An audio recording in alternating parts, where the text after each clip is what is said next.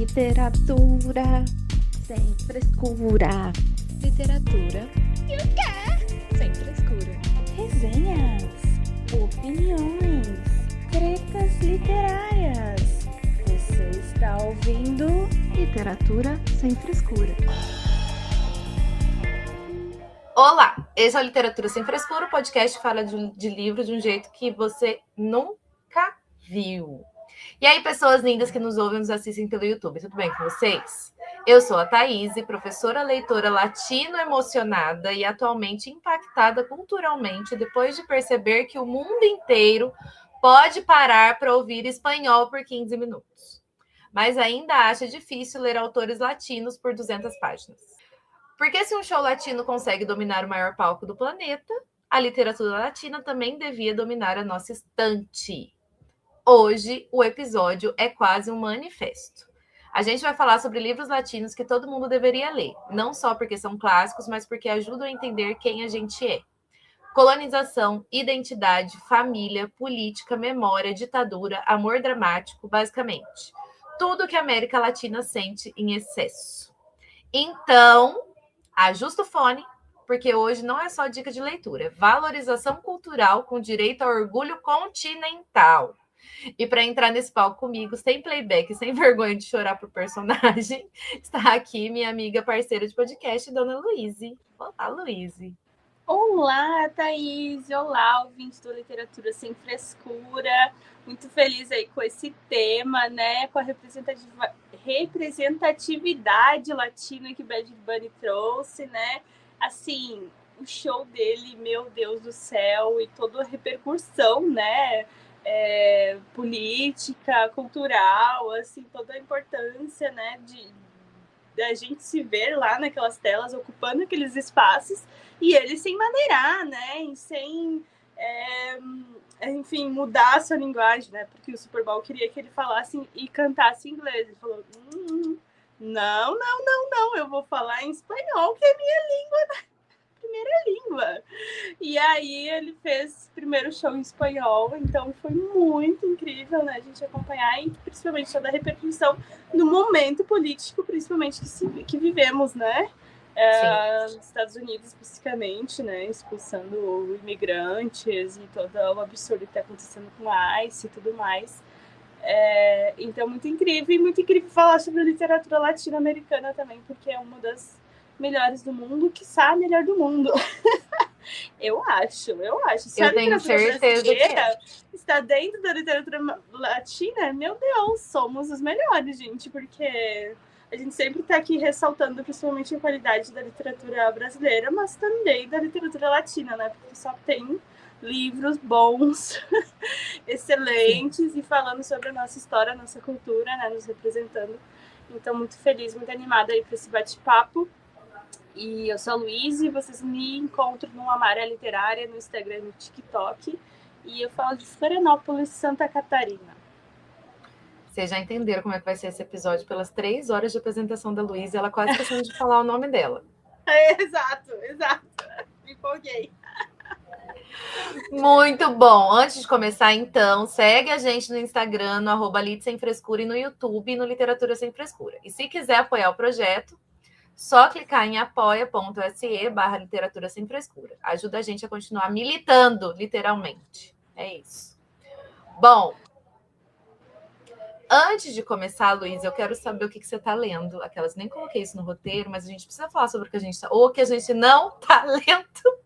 Olha só, eu comecei ontem um livro nacional incrível, fodástico. Eu já li 30% do livro, eu não queria parar de ler, fui dormir 3 da manhã, talvez seja essa a razão da minha dor de cabeça.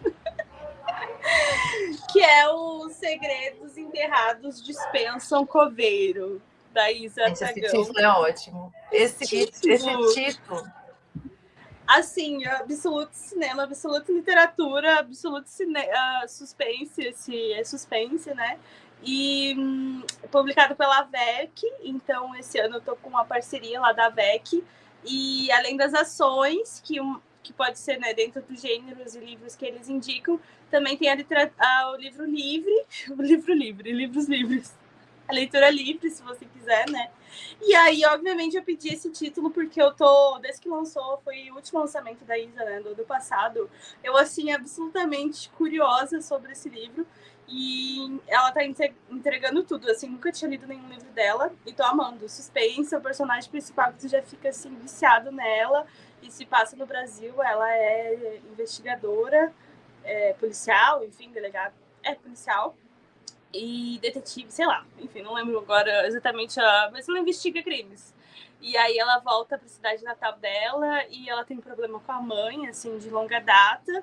Só que a mãe dela tá morrendo e o pai dela convence ela a voltar. E aí vai começar a desenterrar segredos. Ou talvez enterrar, não sei, vou descobrir. Mas eu também, nesse final de semana, terminei finalmente o que mais, porque eu estava adiando por 3 semanas esse final. Eu vi Até que um enfim, amém. né? Até que Amém. enfim. E é tão lindinho. Eu jurava que ia ter mais tragédia absoluta ainda. Aí não, é fofinho. Claro, é triste, assim, tristezinho, assim, mas enfim, é bonitinho o final, fofinho. Ai, eu amei. Comparado com o resto. Então, comparado com o resto, é final felizes, né? E felizes pra sempre. Ai. E eu terminei também aquele Foda-se, que era o livro de thriller que eu tava lendo, que muito maluco, assim. Aí, do nada, é sobre lobisomem. Ok. Que não é de lobo, é de Pinscher homem. Eu ia falar, o Pincher é o lobisomem? O Pinscher homem. Ok. Isso. Pinscher homem. Gente, mas... quanta loucura que acontece com aquele livro, assim, ó. Eu passei dos 30%, não conseguia parar de ler. Terminei também no domingo. Não, segunda de manhã, porque faltava bem pouco e eu acabei dormindo, porque, enfim, tava lendo 2 da manhã. E aí eu terminei na segunda, mas bem doido e muito legal. Eu adorei. Então, essa semana eu estava leitora. Então, eu também gosto quando é diferentão. Essa semana não, dos últimos 3 dias eu estou leitora. Ok. Eu continuo de ressaca. Ódio de Alchemized. Mentira, eu amo Alchemized. Mas, eu consegui ler pouca coisa essa semana. Eu consegui ler mais um pouquinho de Outra Carne. Pouquinho mesmo. Umas 20 páginas. O que já é melhor do que nada. E ontem eu decidi apelar. Qual foi? Peguei um livro da Maggie Cabot, que é aquele o Sem Ofensas, que é a sequência dos 100 julgamentos que eu li ano passado que eu li. Eu acho que foi ano passado ou ano retrasado, enfim. Dos 100 julgamentos, que foi um livro muito tranquilinho, engraçadinho, divertido, fofo e um romancinho, porque eu acho que é só isso que vai conseguir me tirar da ressaca mesmo. Comecei a ler ontem à noite, eu tava com muito sono, então não li muito, mas eu já li uma quantidade razoável, umas 50 páginas.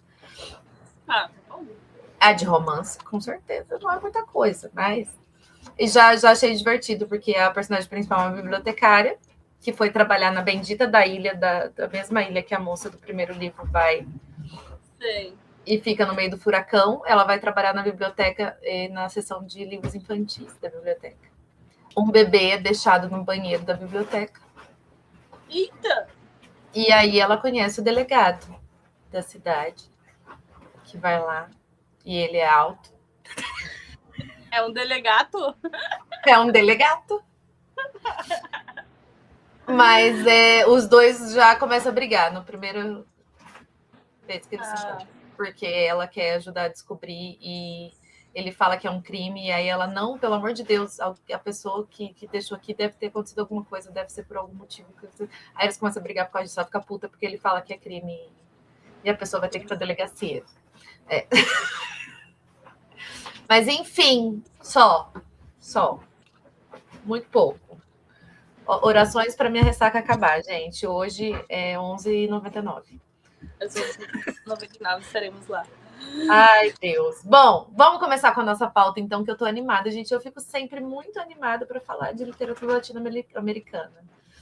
Você fala, latino-americana. Vamos falar. Aqui. Oi, me chama, por favor. Bom, Primeira pergunta que vamos responder para vocês. Luíse, quando você percebeu que você conhecia mais autores americanos do que latino-americanos?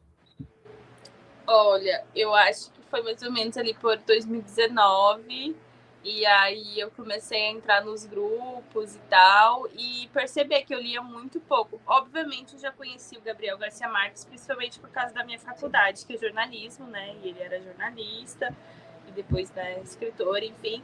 Então, lá no jornalismo tinha né, as referências do Gabriel Garcia Marques, mas principalmente por ele ser jornalista, então se tinha, né, essa referência dele, né? Mas, para me dar conta mesmo, assim, meu Deus, realmente eu só leio livro norte-americano. Foi mais ou menos por aí, assim, talvez um pouco antes, talvez ali também um pouco ali no final da faculdade, eu comecei a ler alguns autores de suspense, investigação e tal, que eram suecos, então eu comecei a dar uma diversificada, assim, mas ainda sem vir, né, no caso, para América Latina. Mas depois que comecei a entrar, assim, conversar com o pessoal, e aí acho que essa consciência vai vindo, né, aos poucos, e acho que sempre é tempo da gente perceber isso, né, igual quando a gente fala sobre ler mais mulheres, ler autores nacionais, acho que também sobre ler, né, autores negros, ler também autores latinos, porque é completamente diferente, assim. E aí é óbvio, né? Tipo, tu vai ler uma literatura russa, uma literatura asiática, também vai ter suas particularidades. Só que a diferença pra gente, que é com a literatura latina, você vai se identificar muito mais, né? Tu vai se reconhecer ali naquele livro, naquelas pessoas, naquele jeito de pensar e naquele jeito de ver assombrações e continuar vivendo a vida, porque é assim, né? Então, mas eu acho que foi mais ou menos assim, quando foi aumentando o contato com outros leitores e, assim, o pessoal falando sobre suas leituras, e aí veio vindo, assim, aos poucos a consciência, mas é muito doido como a gente consome, né? Eu acho que hoje em dia com as redes sociais talvez não tanto, tenha aumentado, difundido, né, outras autorias, mas é como a gente consome de forma tão natural, porque é muito massivo, né? Então tá na nossa mente a empregada, tá na nossa mente. Mesmo que tu não leia, tu sabe sobre o que é, porque tu já viu 1000 pessoas lendo e falando sobre, né? E ali tu vai para uma literatura latina muito mais nichado, né? Então, enfim, né? Feito de massa, capitalismo, essas coisas. Amo. Bom, eu acho que foi na faculdade. Eu acho não, tenho certeza que foi na faculdade, porque graças a Deus eu fui fazer letras em espanhol. Tá? Eu, graças a Deus, na hora de escolher, eu tinha opção de inglês e espanhol. Como uma boa fã de Rebelde que foi fazer espanhol com 13 anos, eu já falava espanhol, não tão fluente, mas já falava espanhol bem. Decidi fazer e amava, gente, eu amava. Eu aprendi a gostar da cultura latina, tudo que envolve a língua espanhola quando eu era adolescente já. Porque você vai fazer... Igual quando você vai fazer inglês. Você vai fazer inglês, você começa a aprender sobre tudo que é cultura de americano e inglês, né? Como eu fui fazer espanhol, então eu já não tinha esse pensamento tão vira-lata, como a gente costuma ter, porque eu aprendi muito da cultura latina. Eu gostava de ouvir Juanes, eu gostava de ouvir um povo diferente já, porque eu aprendi a gostar quando eu fazia espanhol, quando eu era mais nova. Mas aí eu fui para a faculdade, e na faculdade eu fui estudar literatura. Aí quando eu cheguei nas aulas de espanhol e eu entendi, e eu descobri sobre o boom latino-americano, que a gente vai falar daqui a pouco, eu descobri que, tipo, Don Quixote foi escrito por Cervantes, Cervantes é espanhol. Um dos livros mais famosos de todos os tempos foi escrito em 1500 em língua espanhola, enfim. Descobri Isabel Allende, descobri Gabriel Garcia Marques, descobri Mário Vargas Llosa, que a gente vai estudar, a gente estuda os mais famosos, né? E eu descobri tudo isso, gente, aí eu virei a militante da literatura latina. Aí ninguém mais me segurava, porque como assim? Como assim a gente tem essas coisas maravilhosas aqui e a gente fica só lendo americano? Manda os americanos para os quintos do inferno. E aí Gente, eu dou graças a Deus todo dia. Graças a Deus de ter feito letras em espanhol. Eu tinha uma professora de espanhol maravilhosa, Karina, incrível, que é minha amiga até hoje, porque Karina é incrível. E ela apresentou o mundo, assim, pra gente. Tanto literatura quanto cinema. Eu virei fã de Almodóvar nessa época. Eu virei fã do Darín, dos filmes do Darín. Eu assisti Relatos Selvagens pela primeira vez na faculdade. Gente, assistam Relatos Selvagens. Se vocês não assistiram, vocês sabem que vocês estão perdendo. Filme argentino, incrível. E, enfim, eu conheci toda essa cultura e aí meu mundo se abriu. Isso foi quando? 2011, quando eu entrei na faculdade. Eu tô velha, assim. 2011, Eu me formei em 2015. É sobre. 2011 não, 2012. 2012, isso, 2012. Me formei em 2015. Então, de lá para cá, eu sou uma militante da literatura latina. E quando eu voltei a ler, que eu conheci os grupos, enfim, eu entrei no grupo de Leia Latinos. Eu fiquei por muito tempo. Então, aí eu conheci mais alguns livros, alguns escritores, com essa ideia mesmo de ler mais livros escritos por latinos, assim. E foi a melhor coisa que eu fiz na minha vida. É super. Nossa, assim, toda vez que eu leio o livro latino, eu penso, gente, porque eu não leio mais, assim. Aí no fim eu leio bem pouco. Mas é porque... Né? Porque é como a gente sempre comenta, né? A gente tem um gosto muito variado, aí vai indo, vai em leitura coletiva, vai isso, vai aquilo, e aí no fim os livros. Mas a quantidade de autores latinos que eu tenho na minha estante, inclusive trouxe uma pilha, e aí a maioria não lido. Eu tenho uma parte da minha estante separada para latinos. Assim, as vozes da minha cabeça separam a minha estante por várias questões. Então, eu tenho só Dark Side, aí eu tenho ficção científica, romance, latinos, brasileiros. É assim. Então. Esses meus estavam tudo quase no mesmo lugar, porque eles eram os pequenininhos, né? Daí eles estavam na amarela lá também. Não, eu tenho, tá aqui embaixo, ó. Minha parte de latinos está aqui, ó, lotadíssima. Tem lá e aqui, porque tem a Andy, um monte de gente para lá e tem mais um pouco aqui embaixo. Tá todo mundo aqui. Todo mundo. Mas mas aí só comentando sobre isso, que realmente faz sentido que tu comentou, né? Do tu já ter familiaridade, por exemplo, com rebeldes, com a língua, com a cultura, e aí a literatura foi um caminho natural. Ficou mais fácil. Uhum. Eu não fui fã de Rebeldes, eu não peguei o hype de Rebeldes. Passou a adolescência errado. Eu passei. E aí, pior que minhas amigas gostavam, mas eu não gostei. E aí, assim, eu sinto isso, né? Que foi um pouco tardio, assim, o contato com a questão da América Latina. Mas eu amo, assim, e inclusive fiz uma aula, depois que eu já estava formada, de decolonialidade estética. Que aí esse pessoal do Sul é meu norte, todo esse pessoal aí. E assim, foi uma aula fantástica que me abriu também bastante sobre cultura latina. Eu já tinha interesse, mas abriu ainda mais, né? Sobre a arte da América Latina, enfim, mudar realmente, sobre mudar o ponto de vista, né? E a questão decolonial. Enfim, mas é interessante, né? Como que são esses caminhos, assim. Legal. Sim. Vamos falar um pouquinho sobre o boom latino-americano, Luíse? Para quem não sabe, foi um momento histórico em que houve esse... É um boom mesmo, um boom. Foi espalhado a literatura latino-americana pelo mundo. Vou ler para vocês um pouquinho aqui uma publicação do Exclamación, tá? Que conta um pouquinho para a gente mais sobre o boom latino-americano. Ele aconteceu entre os anos 60 e 70, quando diversos escritores da América Latina tiveram uma divulgação massiva mundo afora, principalmente em países da Europa. Claro que não foram os americanos, né? Os norte-americanos, pelo amor de Deus. O movimento ficou marcado como boom latino-americano em que romancistas da região tiveram suas obras vendidas fora do território latino.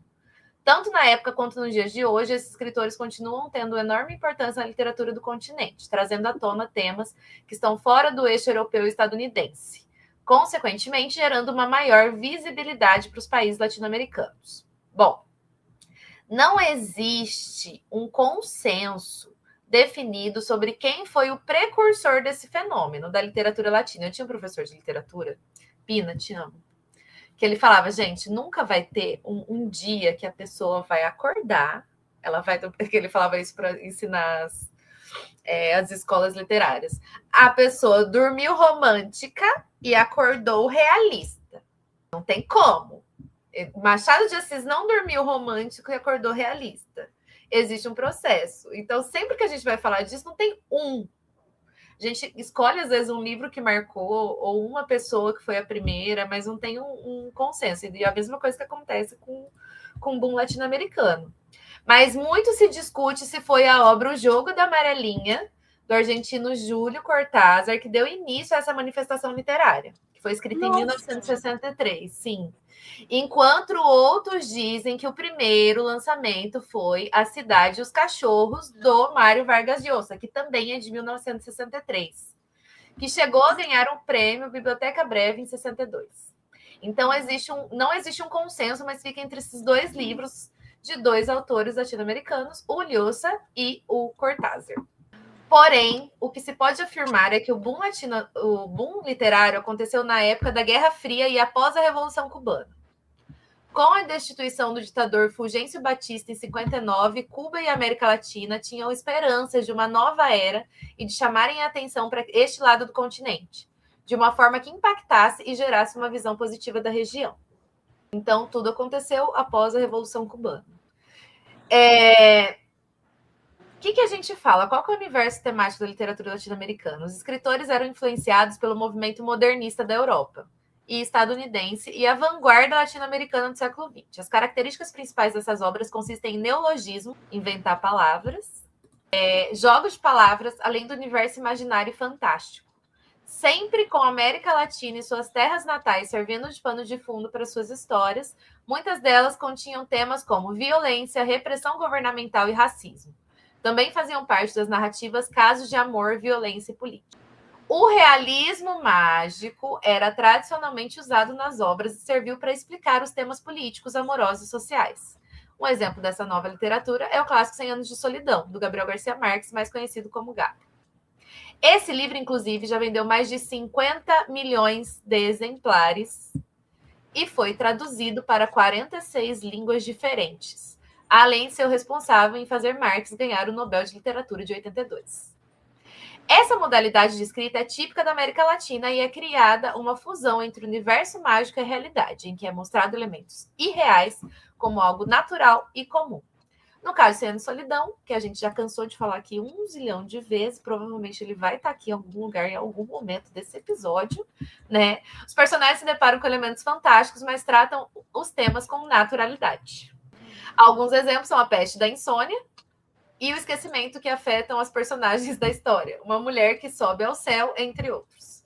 Bom, quais foram os principais nomes que fizeram parte, então, do boom latino-americano, além de Gabriel Garcia Marques, Júlio Cortázar, Mário Vargas Llosa, que a gente já falou aqui, tinham outros exemplos. O Adolfo Bioy Casares, que é uma pessoa que eu defendo todo o tempo, porque ele é incompreendido. Ele é argentino, né? Aí a gente tem o Alejo Carpentier, de Cuba, Agustín Yanes, do México, Augusto José Roa Barros, do Paraguai, Carlos Fuentes, do Panamá, Helena Garo, do México, Emanuel Garbalho, do México, Ernesto Sábato, da Argentina, Gustavo Alvarez Gardeazabal, da Colômbia, João Guimarães Rosa, Brasil, Jorge Amado, Brasil, José Donoso Ñañez, eu amo esses nomes em espanhol, que a gente não consegue falar, do Chile, José Lezama Lima, de Cuba, Jorge Luis Borges, da Argentina, o Juan Rulfo, do México, Luiz Espota Saavedra, do México, Manuel Puig, da Argentina, Miguel Ángel Astúrias, da Guatemala, Maria Luísa Bombal, do Chile, e o Sérgio Fernandes Cardenhas, do México. Então, a gente tem vários nomes aí que eu não conheço. Já estou colocando aqui na minha pesquisa do Google para eu descobrir quais são os livros que eu vou querer estar lendo. Aquelas. Tem alguns que vieram nos resgates daquela editora Pinardi, né? Sim. Dona Sim. Bárbara, que é do Rômulo Galegos. Sim. Lino Limas, tem? Exato, sobre. Eu tenho... Qual que eu tenho?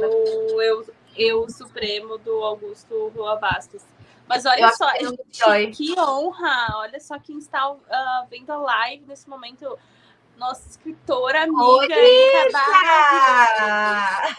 Vamos lá, bora ler o mais latinas, exato. Nossa, a Inclusive maioria, você. eu tava vendo, dos contemporâneos que eu tenho aqui, tipo, 70% são mulheres. São garotas, os meus também, graças a Deus.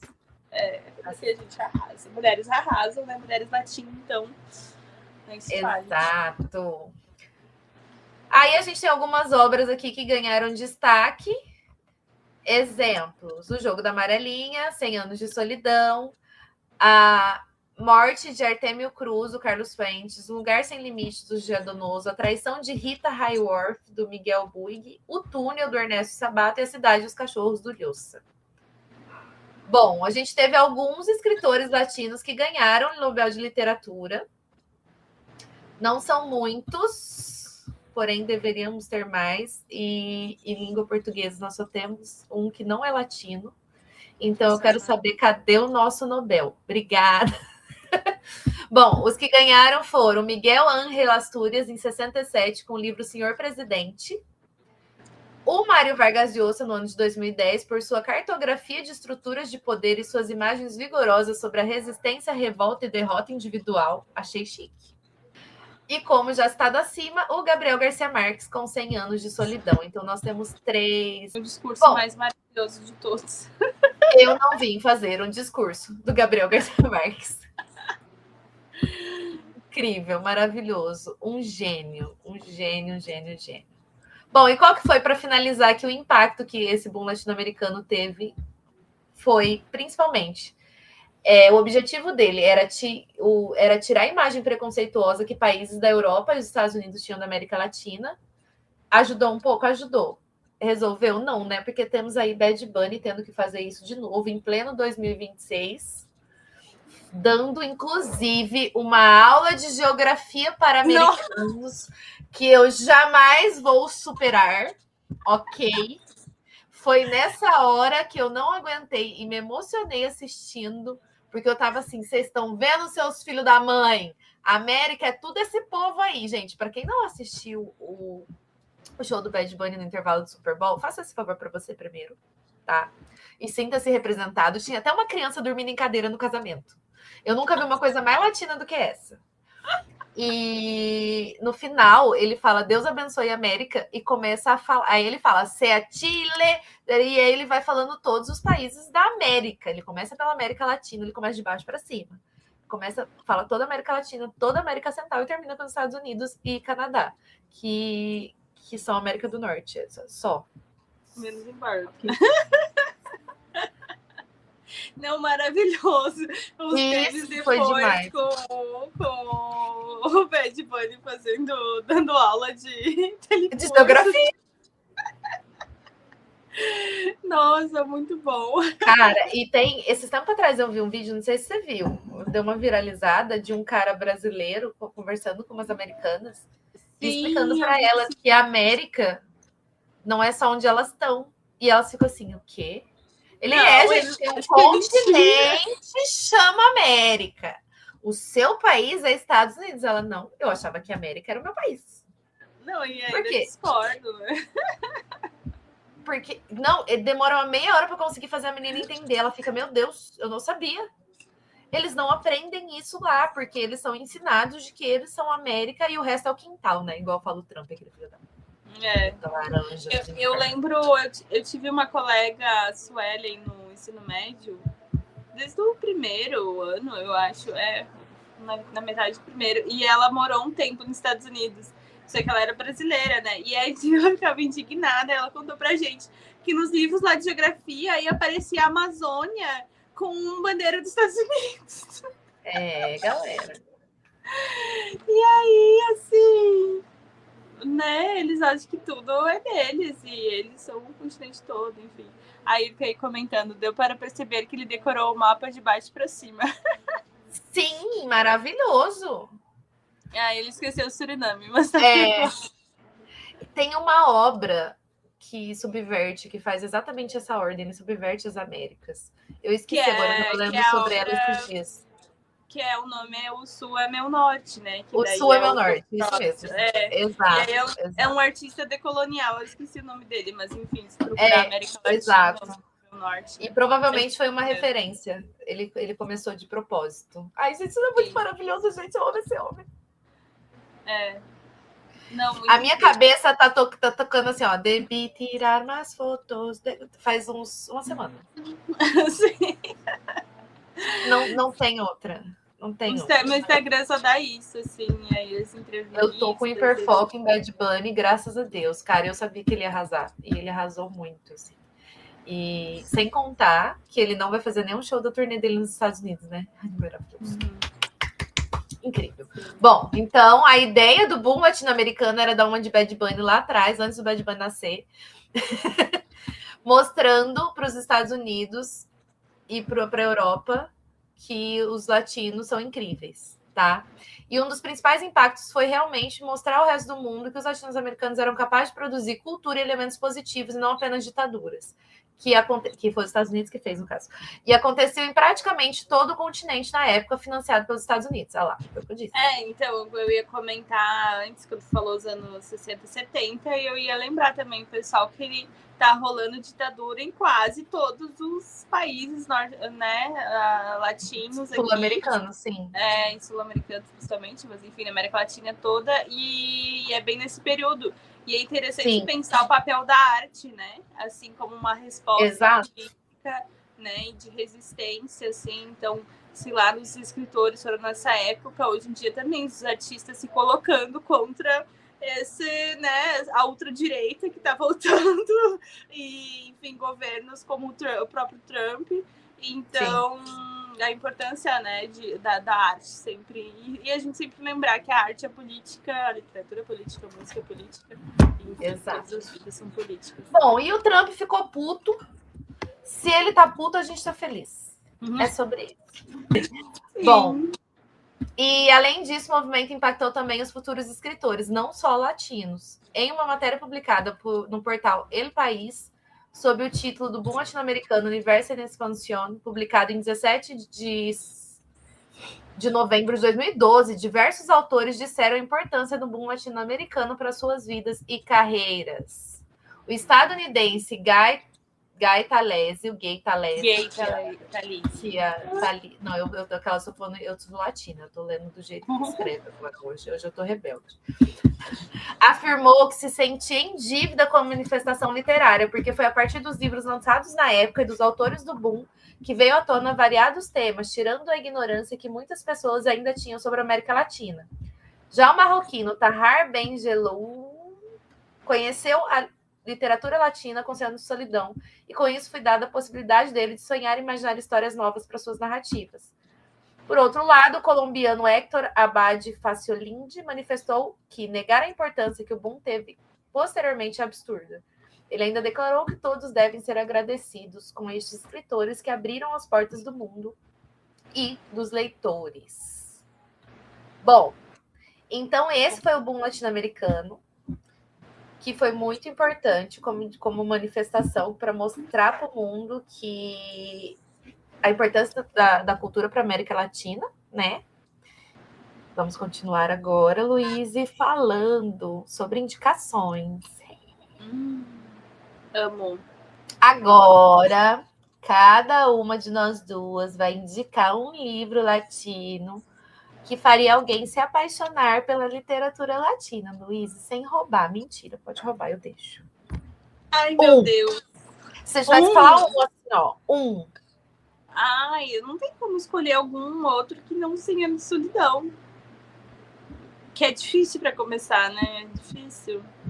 Mas para mim é o que mais representa, assim, porque mais tem assim, todos os temperos, enfim, tem o drama, tem a questão do humor, tem a tragédia, a solidão, as guerras, né? Enfim, difícil escolher algum que não seja assim, a solidão.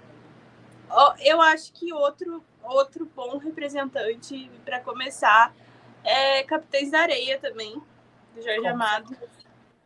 Que ele tem, né? Ele não vai ter ali muito do realismo fantástico, talvez, mas tem muito isso do sonho, assim, né? Do sonho, porque aquelas crianças que estão em situação de rua e, enfim, é só o sonhar delas permite continuar vivendo e e desafiando todos os prognósticos que são os piores possíveis, né? Então a gente tem vários personagens, obviamente ali o Pedro Bala, né, que é um chefe, entre aspas, ali do bando, mas um personagem que me chamou muita atenção, o professor, né, que era, né, aquele ligado mais aos livros, mas também aquele outro menino que sonha em ser adotado, enfim, né? Acho que fala muito de sonhos esse livro e tem muita... Só poderia ter sido escrito por um latino-americano e por um comunista. Graças a Deus. Eu amo que ele era do Partido Comunista, maravilhoso, incrível, Jorge Amado, te amamos muito. Ai, ai. Bom, eu ficaria com... Para ficar mais fácil, para ficar gostosinho, tem que ser Isabel Allende, né? Vamos estar lendo A Casa dos Espíritos, porque eu duvido alguém ler esse livro e não gostar, não tem como. E o realismo mágico está totalmente presente. Ela se inspirou muito em 100 Anos de Solidão, né? Ela mesma disse isso. Então, se não 100 Anos de Solidão é muito para começar, comecemos então para se apaixonar por A Casa dos Espíritos ou qualquer outro da Allende, mas eu acho que A Casa dos Espíritos é a obra máxima dela. O primeiro livro que ela escreveu. E que a gente... É muito latino esse livro. É muito maravilhoso. O suprassumo da latinidade, assim, tem muita coisa doida acontecendo. Tu sabe que sempre para expulsar formigas da minha casa, eu falo para elas se retirarem. Porque a gente aprendeu com a Casa dos Espíritos, o senhorzinho lá da infestação de formigas lá no... Vocês podem fazer o favor de se retirar daqui? Muito obrigada. Como que você conseguiu retirar elas? Eu falei para elas que elas precisavam sair. Eu amo essas peculiaridades que na nossa cabeça fazem todo sentido. Eu amo. Não, é muito perfeito esse livro. Esse livro é muito... Não tem como não se apaixonar. Gente, não tem como ser latino. Ler qualquer livro que tenha realismo mágico, não se apaixonar, porque é muito nós. É a gente num nível absurdo, assim. Então, eu acho que a Allende seria perfeita, não teria como eu não indicar. E é isso. Maravilhoso. Bom, hoje eu tô para indicações, então a próxima pergunta é: qual livro latino você daria de presente para alguém que fala que não gosta de clássicos? E agora? A gente tá nos clássicos, já a gente vai para os contemporâneos. Calma. Estamos nos clássicos. Ficções do Borges, que são contos, né? E, enfim, contos, não dói, não é chuca, tu pode, né, ir lendo aos poucos. A gente deixa. E ao mesmo tempo ele, né, tem uns ali mais cabeçudo, mais complexo, mas sempre com aquele sabor, assim, tu fica curioso e aí tu se enreda na história. Jamais vou esquecer de um que é sobre um labirinto, enfim, que fala muito sobre questão de memória. Aí tem também um de uma espada. Enfim, li... Quando que eu li esse livro? Acho que eu li em 2017. Olha só, eu já li alguns latinos, viu, gente? Não era que eu não lia nada. E é muito incrível, assim, ainda tem alguns contos bem gravados na memória. E eu acho que poderia ser. Muito bom. Eu tô em dúvida, não sei o que indicar. Eu indicaria, para começar, eu indicaria Memórias Póstumas de Brás Cubas. Só para não perder o costume. Talvez eu indicaria... O que mais? Um bem levinho. Eu daria de presente, por exemplo, o Crônica de uma Morte Anunciada, do Gabo. Eu pensei um pouco nesse, mas eu pensei que eu ia pôr ele em outra resposta também. Depois você põe também. Não tem problema. Porque Crônica de uma Morte Anunciada é maravilhoso, delicioso, é muito fácil de ler. É uma grande fofoca que todo mundo sabe que o coitado vai morrer, menos ele, e ninguém avisa ele. E você sabe que ele vai morrer. Tá no título do livro. E você não consegue parar de ler o livro para saber o que vai acontecer. Como se você não soubesse que ele vai morrer. Entendeu? Sim. Eu amo isso que o Gabo faz nesse livro. Assim. E é um livro curto. É um livro gostoso de ler. É um livro rápido. Eu li esse livro em uma manhã, esperando para arrancar meu apêndice. Eu amo que as histórias sempre envolvem Hospital. Esperando para tirar meu apêndice, e que foi o que me tirou minha ansiedade, né? Porque ninguém merece ficar esperando para fazer cirurgia. E é maravilhoso esse livro, gente, maravilhoso. Eu acho que seria perfeito para dar de presente. Deem Gabo de presente, por favor. Faça esse favor para você. Se dê de presente, dê para as outras pessoas. E é isso. Agora, vamos falar, Luiz, sobre livros que explicam a América Latina. Tentar achar aí livros que explicam, por exemplo, ditadura. Você lembra de algum livro latino que explica a ditadura? Que você tem que ler? A Casa dos Espíritos. Sim. Né, que vai falar ali da ditadura chilena. O próprio 100 Anos de Solidão, né, que fala de uma forma um pouco mais metafórica, talvez, ou não, né, não sei, mas mais mágica, mas ele também fala sobre ditadura, né. A Festa do Bode, do Mário Vargas Llosa, Maldito do Bode, que ele fala... Ele conta a história de um ditador, ele conta 3 histórias. Ele conta a história do filho desse ditador. Conta a história dos guerrilheiros que querem matar ele. Eu amo. As melhores pessoas do livro. E ele fala sobre a ditadura, eu tô tentando lembrar de onde que é. Santo Domingo. É sobre a ditadura de Santo Domingo. Eu tava tentando lembrar, porque é muito da República Dominicana. Santo Domingo é a cidade. É sobre os 31 anos de ditadura da República Dominicana. Então, o Llosa, ele escreveu muito sobre ditaduras e outras coisas. Esse foi o que eu li dele. É um livro pesado, eu demorei muito para ler, mas é um livro incrível. Incrível. Porque ele é feito uma pesquisa muito, muito boa, assim, muito profunda. E ele conta... É uma história que a gente não conhecia. Vocês sabiam que teve ditadura na República Dominicana? Eu não sabia até ler A Festa do Bode. E como ela tinha sido. O bode era o bendito do ditador, era o apelido dele. Por isso A Festa do Bode. E é uma história... Gente, a escrita do Llosa, inclusive, precisamos ler A Capiroto. Eu comecei a ler, estava maravilhoso, eu parei porque eu entrei de ressaca, mas eu vou pegar ele de volta porque estava uma delícia de ler. De verdade, estava... Porque a escrita do Llosa é muito boa. Ele faz sempre uma pesquisa muito boa. Ele tem o estilo da Allende, o estilo do Padura de escrever romance histórico. Então, é um romance histórico com uma pesquisa bem profunda, assim. Além desse, tem também o Primavera no Espelho Partido, do Benedetti, que também fala sobre a ditadura. Ele conta a história de uma família que foi separada pela ditadura, que o pai foi preso, enfim. Esse é um daqueles livros que eu li, e eu lembro muito pouco do que eu li, confesso.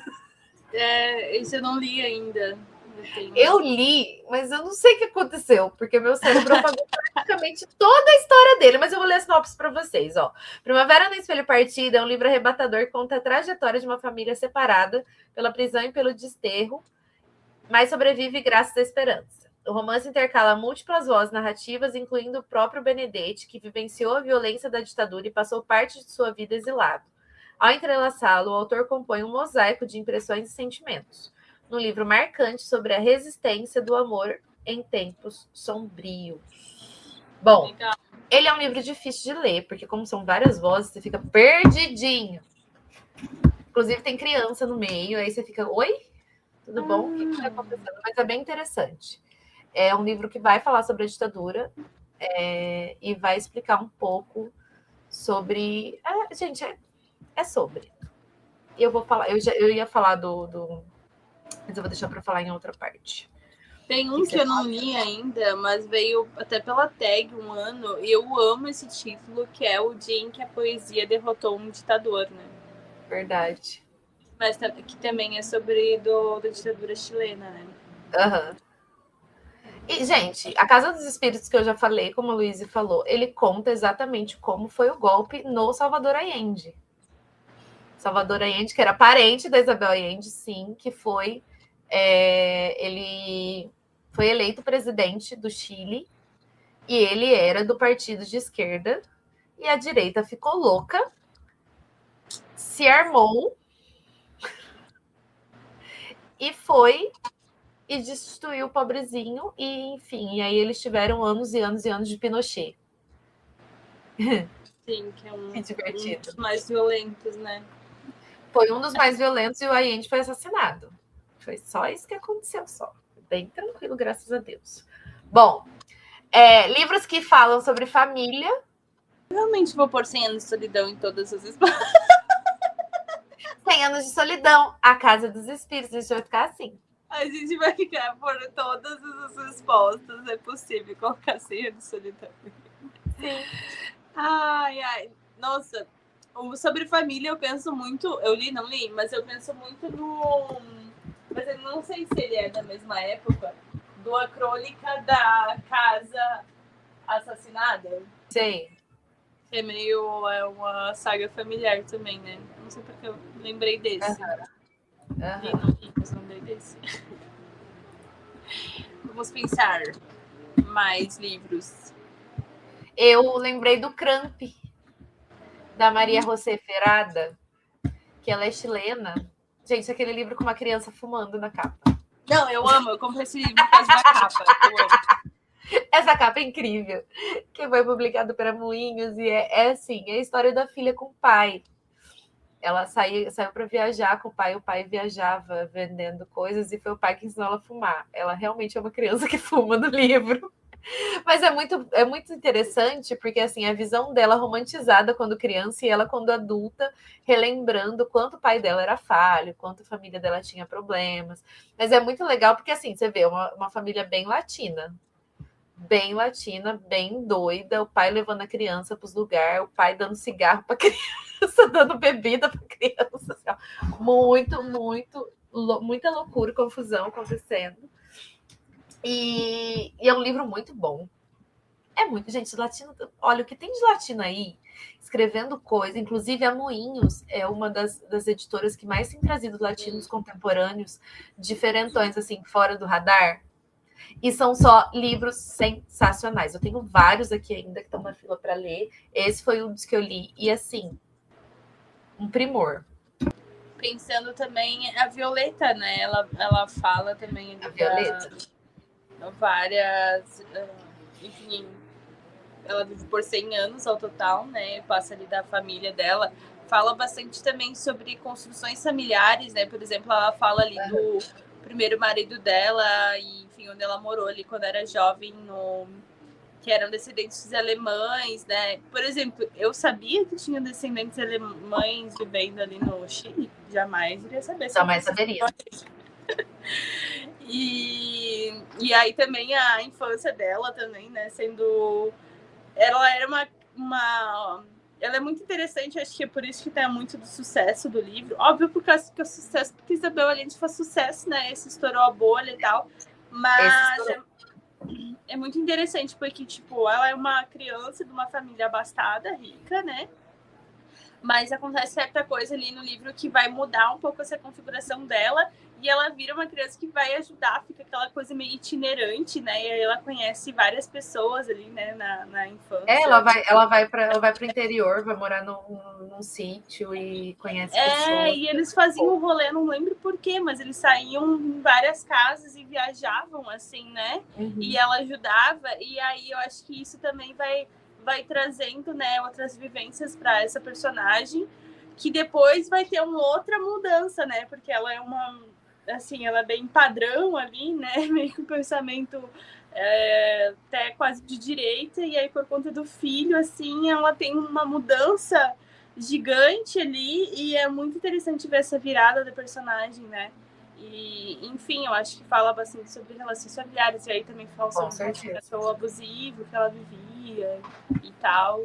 Então, é um livro bem interessante, assim. Religião, eu não sei se eu lembro de algum que tenha falado.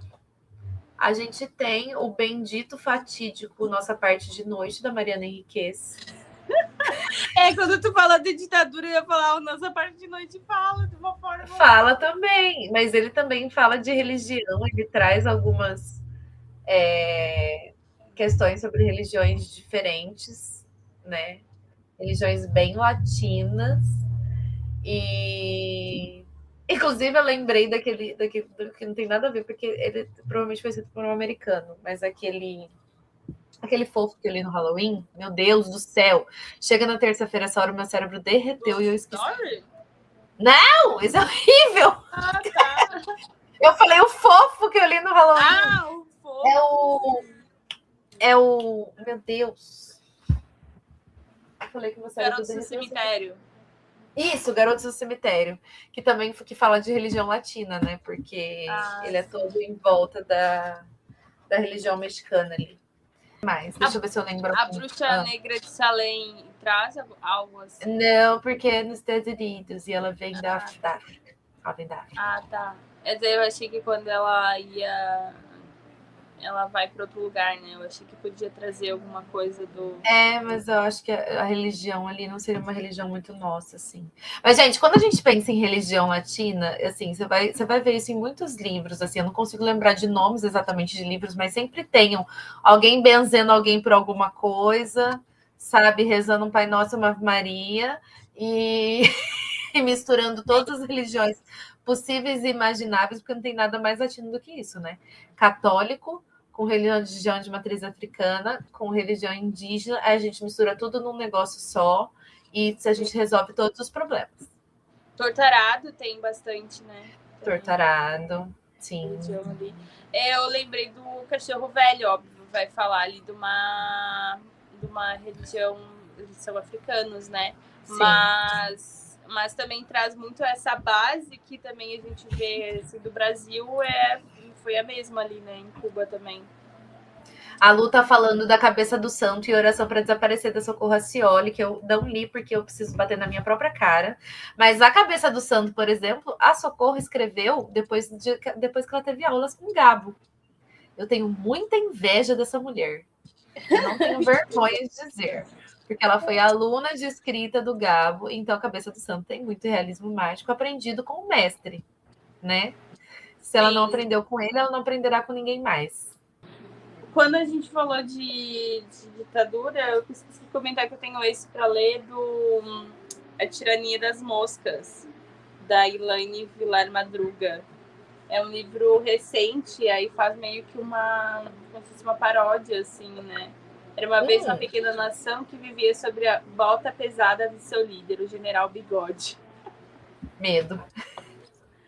É bem falado esse livro, a Clara lá do TikTok leu já, comentou bastante. Mas eu acho que é legal isso das religiões, né? Sempre traz bem com a nossa cara mesmo. É sempre isso, é sempre essa mistura, né, de religiões. A gente pode ler César Bravo, que aí tem. Exato, tem religiões. Sabe de qual que eu lembrei? Agora ficou fácil. A gente tá falando de latinos, a gente tá falando de brasileiros. Eu lembrei do livro novo da nossa querida Verena, Como Nascem os Fantasmas. Sim. Nossa, bem lembrado. A avó. Senti muito medo lendo esse livro. Eu também. Me deu um cagaço dos infernos. Leiam, porque dá cagaço. Amei. 5 estrelas. Favoritado. Esse livro traz religião, aí é exatamente essa mistura, sabe aquela religião bem brasileira? E eu amo que nesse livro, gente, eu nunca me senti tão representada num livro igual esse, porque todas as referências que ela faz, eu acho que eu e a Verena, a gente tem mais ou menos a mesma idade. Porque eu vi as mesmas coisas na televisão, entendeu? As mesmas loucuras, as mesmas... ela cita a mulher do algodão daqui de Votuporanga, no livro dela. Sim. Eu sempre conto essa história da mulher. Tem uma mulher aqui, a Delazir, é o nome dela, que ela faz curas e adivinhações arrancando coisa do algodão. Nossa. Ela tem um monte de algodão, aí ela vai arrancando umas coisas muito loucas de dentro do algodão. Enfim, gente, é isso. Você tem coisa mais latina do que essa? Se tiver, depois vocês me contam, porque eu nunca vi. O Padre Quevedo foi lá uma vez, ela ficou famosa, que o Padre Quevedo foi lá e desmascarou ela. Mas ele não desmascarou nada, ele disse suposições do que poderia estar acontecendo, mas ele não mostrou nada disso acontecendo, tá? Porque eu revi essa matéria esse tempo atrás, depois deixa eu ver aqui. Ele não desmascarar, ela pode ter um negócio que ela tira, não sei de onde, mas não foi. Enfim. Mas nesse livro eu sigo acreditando no algodão. Esse livro da Verena traz a avó da personagem, que ela tem uma questão espiritual, mediúnica, que envolve toda uma questão e fala sobre religião também. Essa mistura louca que a gente tem de religiões espírita, de matriz africana, de candomblé, umbanda, de catolicismo no meio. Benzedeiras, né? O meu avô resolvia tudo indo na benzedeira. Ele ia no médico. Minha avó era benzedeira. O médico não resolvia, ele ia na benzedeira. Ele tomava garrafada. Você está entendendo? Minha avó era benzedeira. Torção, tinha coisas específicas que ela benzia. E resolve? Sim. Alguém duvida que resolve porque resolve? É só isso que eu tenho. Resolve. Ai, muito bom. Continuando. A gente tem tanto assunto, eu quero ficar aqui até amanhã falando de coisas estatísticas. Muito bom, muito bom. Nossa, tô vendo aqui que eu tive livro pra ler, gente. Melhor deixar pra lá. Bom, realismo mágico. Vamos falar de realismo mágico. Ou a vida normal do latino. É isso que a gente está falando. Realismo mágico é a gente vivendo nosso dia a dia. Porque eu acho que a gente está tão acostumado a acontecer coisas tão loucas na nossa vida, que acontece uma coisa louca, a gente age com naturalidade. Gente, realismo mágico não tem coisa mais latina do que realismo mágico, não teria como não ser nosso. Porque a gente fala em fantasia, em coisas surreais, em coisas absurdas. Querer comparar surrealismo, né? Mas é diferente, é realismo mágico. Né? Realismo mágico acontecem coisas muito loucas e os personagens seguem vivendo a vida deles como se nada tivesse acontecido. Sim. Vocês estão entendendo? Vocês conseguem entender como isso é muita gente? Que tá tão acostumado com a loucura, com coisas loucas acontecendo, que a gente segue vivendo a vida como se nada tivesse acontecido. É igual tem o exemplo dos 100 anos de solidão. As pessoas têm o quê? Uma epidemia de insônia.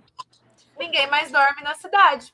Pá. Aí todo mundo continua vivendo, aí começa a esquecer das coisas, todo mundo continua vivendo. Eu sempre lembro da parte que choveu 4 anos sem parar. E as pessoas continuaram vivendo como se nada estivesse estranho. Tá estranho chover 4 anos sem parar? Não, vamos continuar aqui. É muito louco, né? Porque isso meio que também fala, obviamente fala muito sobre a gente, mas fala, por exemplo, da gente se acostumar com os absurdos, tipo, a gente se acostuma com os absurdos da política, e assim, é só mais uma terça-feira, sabe?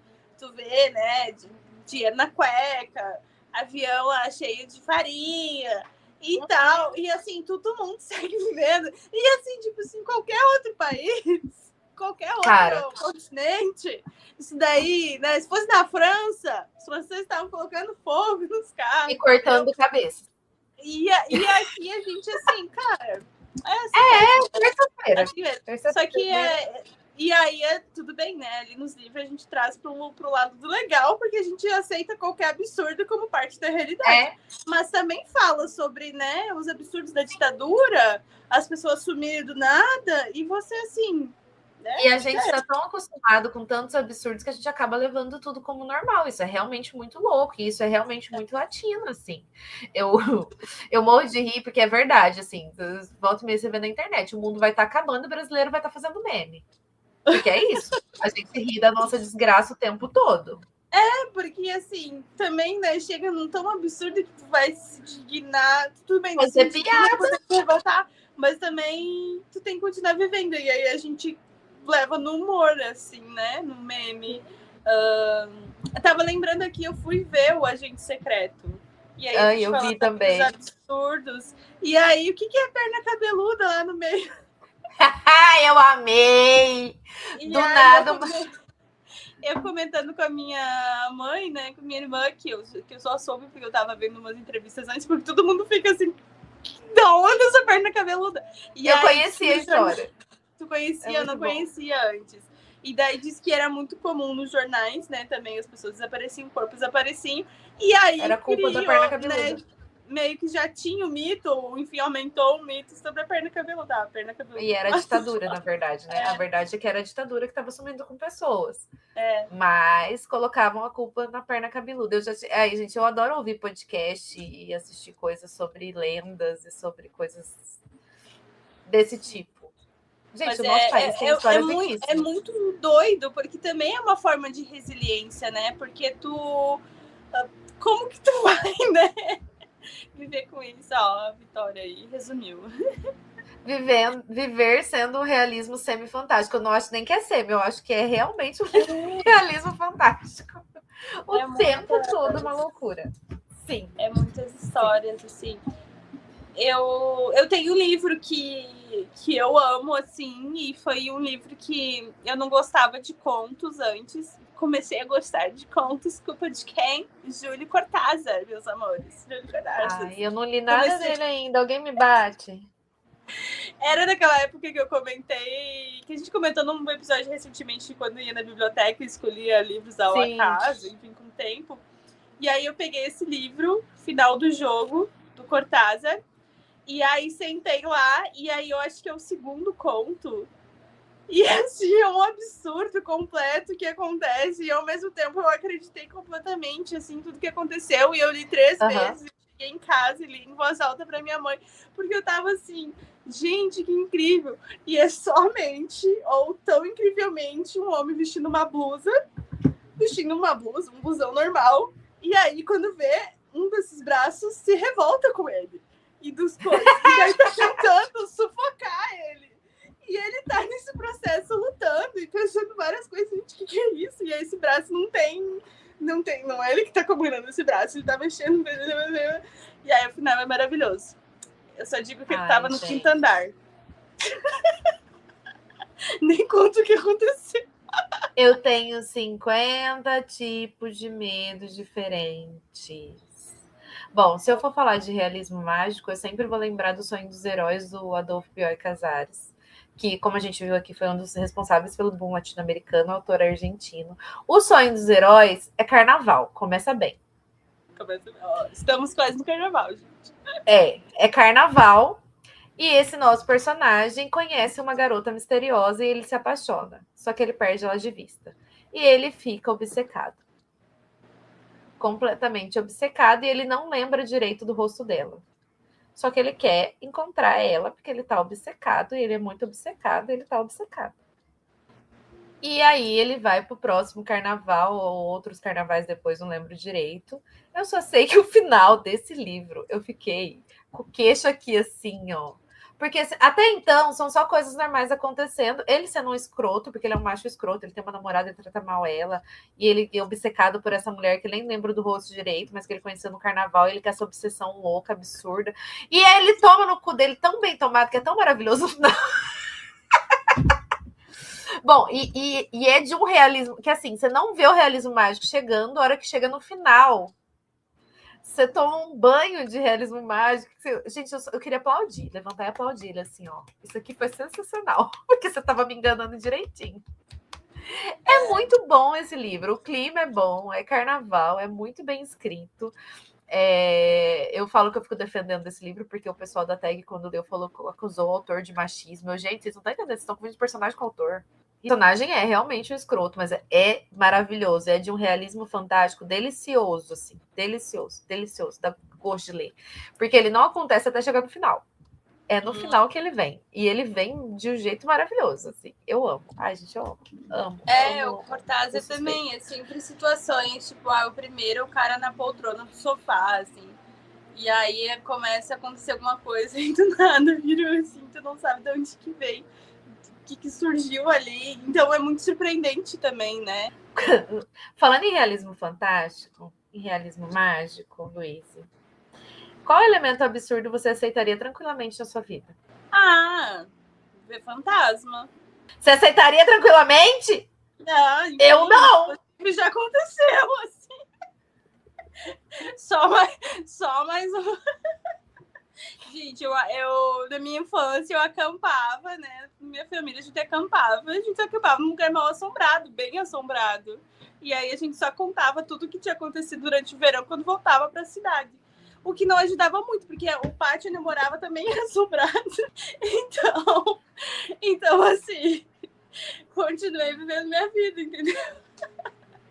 Não, você pode contar essa história direito agora, por favor? Ah, não, são muitas histórias. Nossa, eu tenho muito medo. Não, ver fantasma, não. Não, eu não aceitaria. Barulho. Não. Tipo, a gente acampou. Enfim, eu saí lá de Cruz Alta com 11 anos, né? Eu comecei a primeira vez que eu fui pro mato, pro Rio, tinha 3 meses. Enfim, a gente acampava toda a vida lá no mesmo lugar. E aí a gente nunca tinha se dado conta que as claridades que a gente via assim, pela barraca, a gente sempre interpretava que era a luz da estrada. Aí, quando foi no último verão, que daí surgiu essa história de uma das assombrações, que foi apelidado de Homem da Lanterna, porque era uma sombra com fogo em cima, a gente se deu conta que o que rondava, as claridades que a gente via sempre na nossa barraca, não era da estrada, porque não tinha como iluminar a estrada, os carros, lá onde a gente ficava.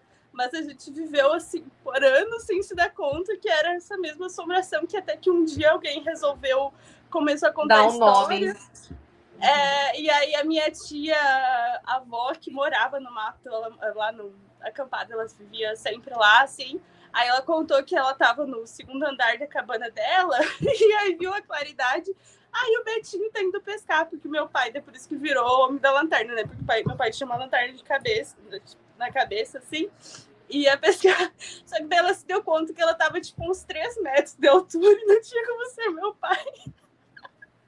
Aí ela contou essa história, daí a minha avó contou dessa mesma assombração que ela via na outra cabana. Enfim, ele vivia por lá. A Vitória tá falando que era um boitatá. Não sei. Mas lá tinha várias. Inclusive, fantasma não quero, tá? Não. Só não. Ai, não quero. Eu sou assim, ó. Eu acredito, não quero ver. Obrigada de nada. Tá bom? Não precisa aparecer para eu acreditar. Não precisa. Não quero. É isso. Mas assim, falando em estar no meio do mato, eu sou totalmente, como boa bruxa que sou, a favor. Inclusive, acredito nos seres que vivem por lá. Então, isso eu acredito tranquilamente. Inclusive, não só nos que vivem por lá, porque eu vivo brigando com os doentes daqui de casa quando escondo minhas coisas. Eu também. Não, mas ó, uma dica para quem for pro mato, sempre peça licença. Não precisa pensar por favor. Em nada. Tu vai, licença. Porque assim, tu sabe que aquilo não é teu e aquilo já tem dono. Então, os elementais, os bichos do folclore, a gente tem 1 zilhão de bichos do folclore. Gente, essas coisas não vêm do nada, ok? Isso é uma coisa que eu aceito tranquilamente. E sim, peço licença para entrar, porque, pelo amor de Jesus, é deles. Ó, licença aqui, obrigada de nada. Mas esse é o tipo de coisa que eu aceitaria tranquilamente como realismo mágico na minha vida. Ia dar bom dia, boa tarde, pedir licença, continuar minha vida e feliz, assim, ó. Sei, galera. Se eu desse uma de Xuxa e visse gnomos, duendes, eu também ia falar, e aí? Você tá bom? E se aceitar. Inclusive, eu ainda acho que tem alguns aqui em casa que ficam escondendo, volta e meia esconde minhas coisas. E toda vez eu brigo com eles, mas me devolve, que eu preciso, obrigada. E sempre aparece. Não, eu tenho certeza também. Eles ficam pegando os livros emprestados. Uhum. Eles leem, os gnomos da Luísa são leitores, eu acho o máximo. O máximo. Só o livro aparece em outro lugar 3 meses depois, é tipo isso. E seguimos. Ai, muito bom. Gente, tá vendo? A gente vive um realismo fantástico, a gente vive um realismo mágico o tempo todo, assim. Ai, muito bom. Vamos falar dos contemporâneos, Luíse? Vamos. Bom. Autores vivos, contemporâneos, que estão aí, que a gente precisa ler. Quais autores, Luíse, você acha que mereciam hype de BookTok? Sabe? Que BookTok só dá hype para americano? Sei. Eu aqui irritada já tô irritada. Então, quais latinos mereciam hype de BookTok para você? Irka Barrios. Concordo, tô assinando embaixo aqui. Verena Cavalcante. Concordo também. Vamos pensar em quem mais. Nossa, e a gente vai muito pro terror, né? Porque o terror latino-americano, assim, A gente ama. Paula Feb, vamos lembrar. Paula Feb, Larissa Brasil. Sim. A Isa Artagão, que eu tô conhecendo agora. Isa Artagão. Aí, Mariana Henriquez. Mariana Henriquez lembrei merecia. Ana Paula Maia, né? Ana Paula Maia, verdade. Deu uma viralizada, entre aspas, por causa do filme, né? Mas o filme não tem nada a ver com o livro, então foi bem pequeno ali o Foi hype. pouco, né? Mas também é um livro, assim, tão absurdo. Só poderia acontecer aqui na América Latina, no Brasil, enfim, só com a gente. Lembrando que Isabel Allende está viva. Então vamos falar Isabel aí. E escrevendo. E ela conseguiu furar essa bolha com Violeta, igual a gente estava falando anteriormente. Violeta furou a bolha. Esse livro, gente, eu fiquei tão feliz. Eu fui uma pessoa muito feliz vendo Violeta aparecendo nas listas de melhores leituras de booktokers, de book instagramers, de booktubers e pessoas que não têm o costume de ler latinos, sabe? E, nossa, realmente eu fiquei muito feliz, porque Violeta furou bolhas e eu espero que essas pessoas estejam lendo mais livros da Allende. E 8 de janeiro a Allende já começou a escrever o livro novo dela. Então, por gentileza, leiam os livros dessa mulher. Tem livro para dar e vender. Eu espero que ela viva até os 150 anos. Para todo ano ela ainda escrever um livro pra gente. E é isso. Quem mais? Estênio Gardel, eu ainda não li, mas já admiro super. Já falava. Claro. Lembrei de Teresa Cárdenas também, que a gente vive falando de cachorro velho, e eu não consigo me conformar. Com certeza. É um livro infanto-juvenil. Causando traumas em adultos desde que foi escrito. Um que eu quero muito ler esse ano é o Voladoras. Vamos! Vamos ler. Eu tenho. Voladoras. Elas avoam. A Socorro Cioli também, acho que é outra que também furou a bolha, né? Furou, graças a Deus. Eu tenho aqui também, ó, pra ler. A cachorra da Pilar Quintana. Eu amo. A cachorra da Pilar Quintana. Dizem que é bem doido, né? Diz que é muito bom. Sim. Eu não li. Acho que eu não tenho esse também. Eu tenho As Aventuras da China Idol. Eu sei se esse eu não tenho. Eu não sei, mas eu encasquetei que eu queria na época aí que eu conheci nos grupos. E aí estava na minha lista há 84 anos, e aí ano retrasado, ano passado, uma amiga minha me deu, e ela tinha comprado, tipo, há 2 aniversários o livro pra mim, e a gente não se via. E aí ela me entregou. E eu não li ainda, Mari, desculpa, eu vou ler, eu prometo. Mas eu li tem a Maria dele. Tem a Maria Fernanda Ampoeiro, que eu tô doida pra ler também. Nossa, eu não tenho Rinha de Galos. Eu morro de vontade de ler Rinha de Galos. Eu tenho Rinha de Galos e eu tenho Sacrifícios Humanos. Ai, eu tô aqui olhando. Aqui, ó, eu peguei a minha pilha de moinhos. Tu pegou. Tem aquela da autora Samantha Schweblin também. Tem muitos. Eu quero do... eu tenho Os Malaquias, que eu morro de vontade de ler esse livro. Que eu acho que é a mesma autora da Pediatra. Da mesma autora da Pediatra. Mas esses Malaquias, a capa é linda, maravilhosa. Eu morro de vontade da Andrea Del Fuego, que é brasileira, né? Ela é brasileira. E... Não, se for para falar do que eu quero ler, eu tenho uma pilha que nunca mais acaba. E eu lembrei da Selva Almada. Eu tenho Não É um Rio, que eu ganhei de aniversário. Eu tenho Não É um Rio também, que eu não li. Mas eu li aquele outro dela. Garotas Mortas. Garotas Mortas. Que é muito bom mesmo. E, nossa, é pesadíssimo, tá? A gente é latina escrevendo sobre a nossa realidade. A Selva Almada, ela é argentina. E ela conta sobre 3 garotas que sofreram violência e foram mortas. É literalmente isso, assim. A história de três mulheres. Por isso que é Garotas Mortas. Garotas Mortas, Mortas Garotas. E fala muito sobre a realidade latina da violência também. Porque, infelizmente, é uma realidade que a gente tem por ser por um zilhão de motivos diferentes. Fala sobre violência contra a mulher. E eu tenho muita vontade de ler mais coisa dela. E é incrível, assim. Eu amei. Assim, os livros que eu li no Leia Latinos, quando eu estava no grupo Leia Latinos, um melhor que o outro. E esse foi um deles. Esse do Garotas Mortas eu sempre lembro de 2666, né? Porque tem o livro Também. 4 inteiro, que é assim, onde eu parei, nunca mais. Mulheres morrendo aos montes. É terrível, horrível. Enfim, mas eu gostei, né? Eu gostei da escrita do Bolanho, mas é assim, é um sofrimento. E aí a ideia justamente desse livro 4 é você se arrastar por aquelas páginas que não acabam mais, e tantas mortes de mulheres, e é tantas que acontece que acaba virando banal, né? E aí é igual a nossa realidade, né? Porque é tão comum a gente ver notícias de mulheres mortas, garotas mortas, e aí, assim, não se faz nada a respeito, né? Vira banal, assim, não vira a tragédia que é, né? Assim, a gente não interpreta como a tragédia que é.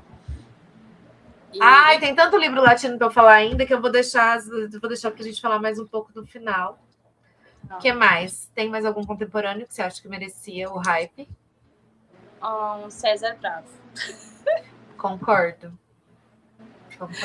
Então, César Bravo. A Bruna Correia com Mariposas da Morte, eu gostei muito. Você amou, assim. né? Uhum. Eu amei muito, assim. E ela também tem muito a pegada latina, assim. Muito mesmo. Que é questão ali das bruxas, né? Que chamam de bruxas. Aí elas têm uma mancha na testa, então elas são bruxas e tal. E aí também um livro, enfim, com metal, com mulheres sendo foda, com uma empresa sendo filho da puta, mas América Latina impossível. Tem uma brincadeira pra gente montar, Luíse, o nosso Super Bowl literário. Qual livro abriria o show? 100 anos de solidão. Não tem como! 100 anos, né, gente? Aquela casa maravilhosa que aumenta, diminui, com a Úrsula que nunca morre.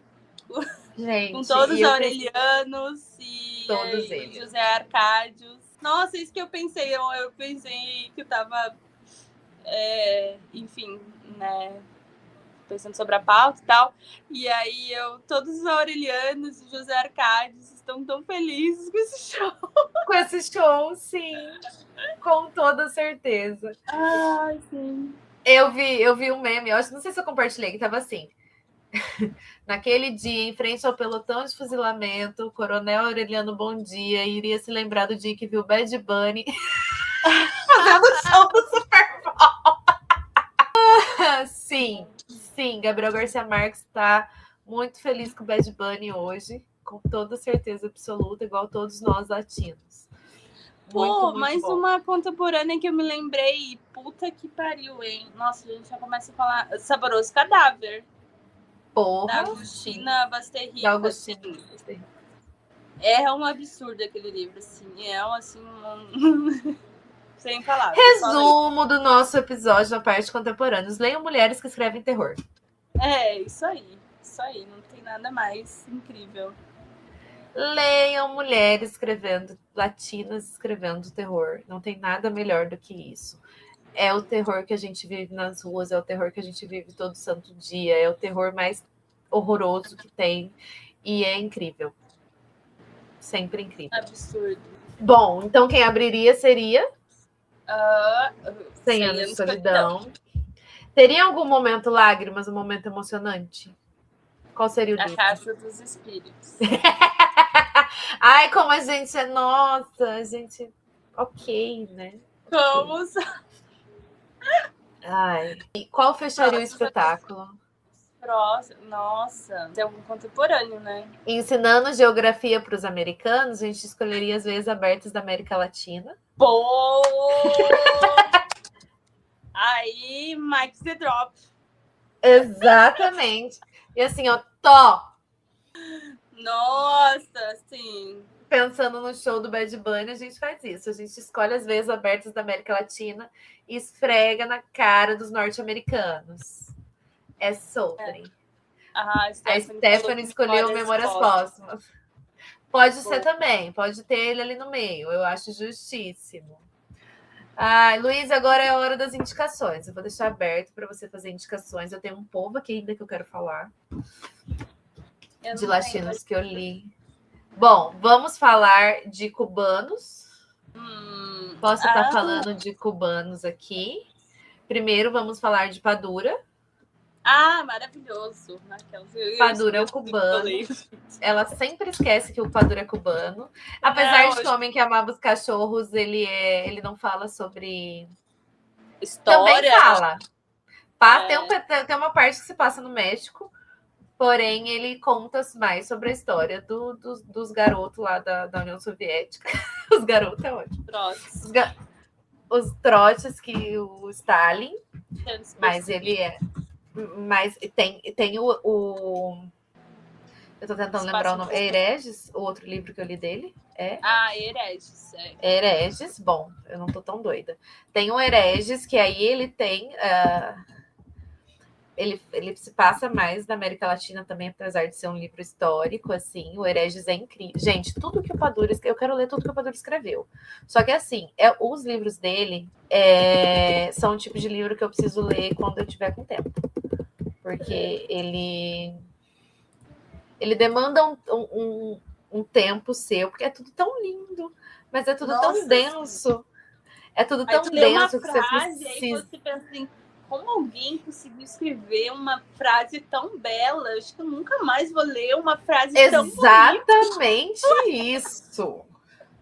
E aí a frase é, tipo, sobre as pessoas que saíram para comprar um pão, entendeu? Tipo, tudo não é o conteúdo, é a construção da frase. É a forma com que é escrito, porque é lindo. Isso, assim, tem gente que é assim, e o Padura é um deles. Então, e aí o Hereges, ele se passa em Havana, mas ele também fala sobre a perseguição dos judeus. Então ele tem toda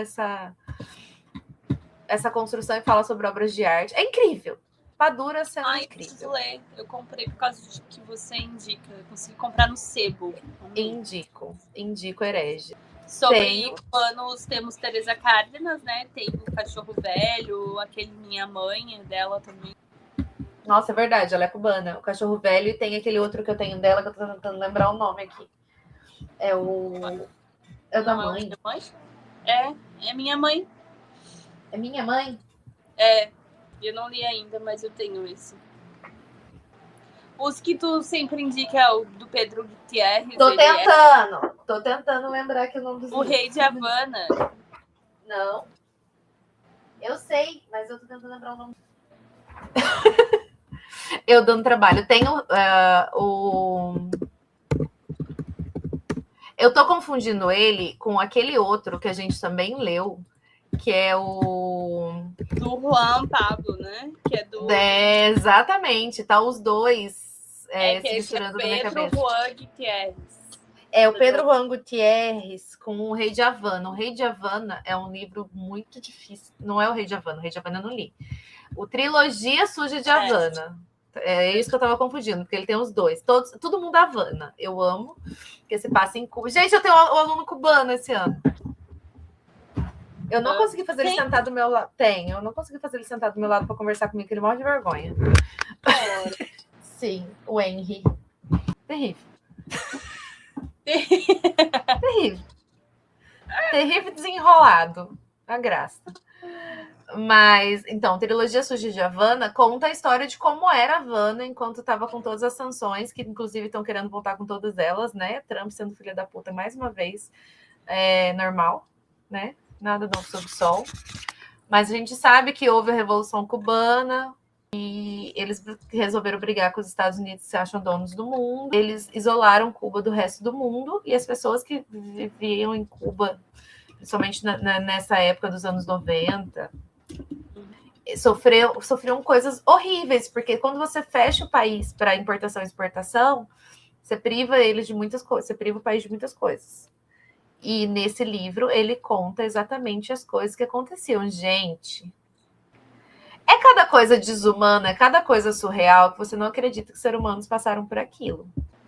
Assim, por causa de potências que querem dominar o mundo.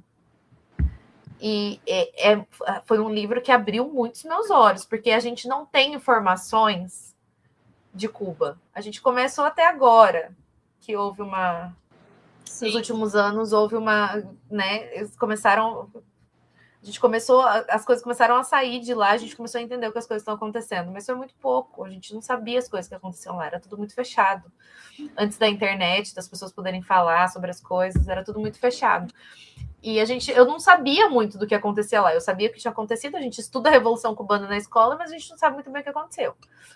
E voltando para o meu aluno cubano, foi muito engraçado. Porque eu chamei ele do meu lado para perguntar, eu sentei ele aqui do meu lado, falei assim, e aí, quando você veio de Cuba, que não sei o que, mas ele morre de vergonha. Aí veio um outro aluno desavisado, que eu quase matei, e falou assim, mas por que você não foi para os Estados Unidos? A reação foi automática, minha e do garoto cubano. Nós dois olhando de cara feia para eles. Foi muito bom, porque o menino fez igual, tipo. Aí ele, o que foi? O menino tinha falado, o que foi? Eu, Estados Unidos, cubano para os Estados Unidos? Mas por quê? Eu falei, porque os Estados Unidos foram totalmente, com perdão da palavra, filha da putas com Cuba a vida inteira. Aí ele, E o menino cubano, aham!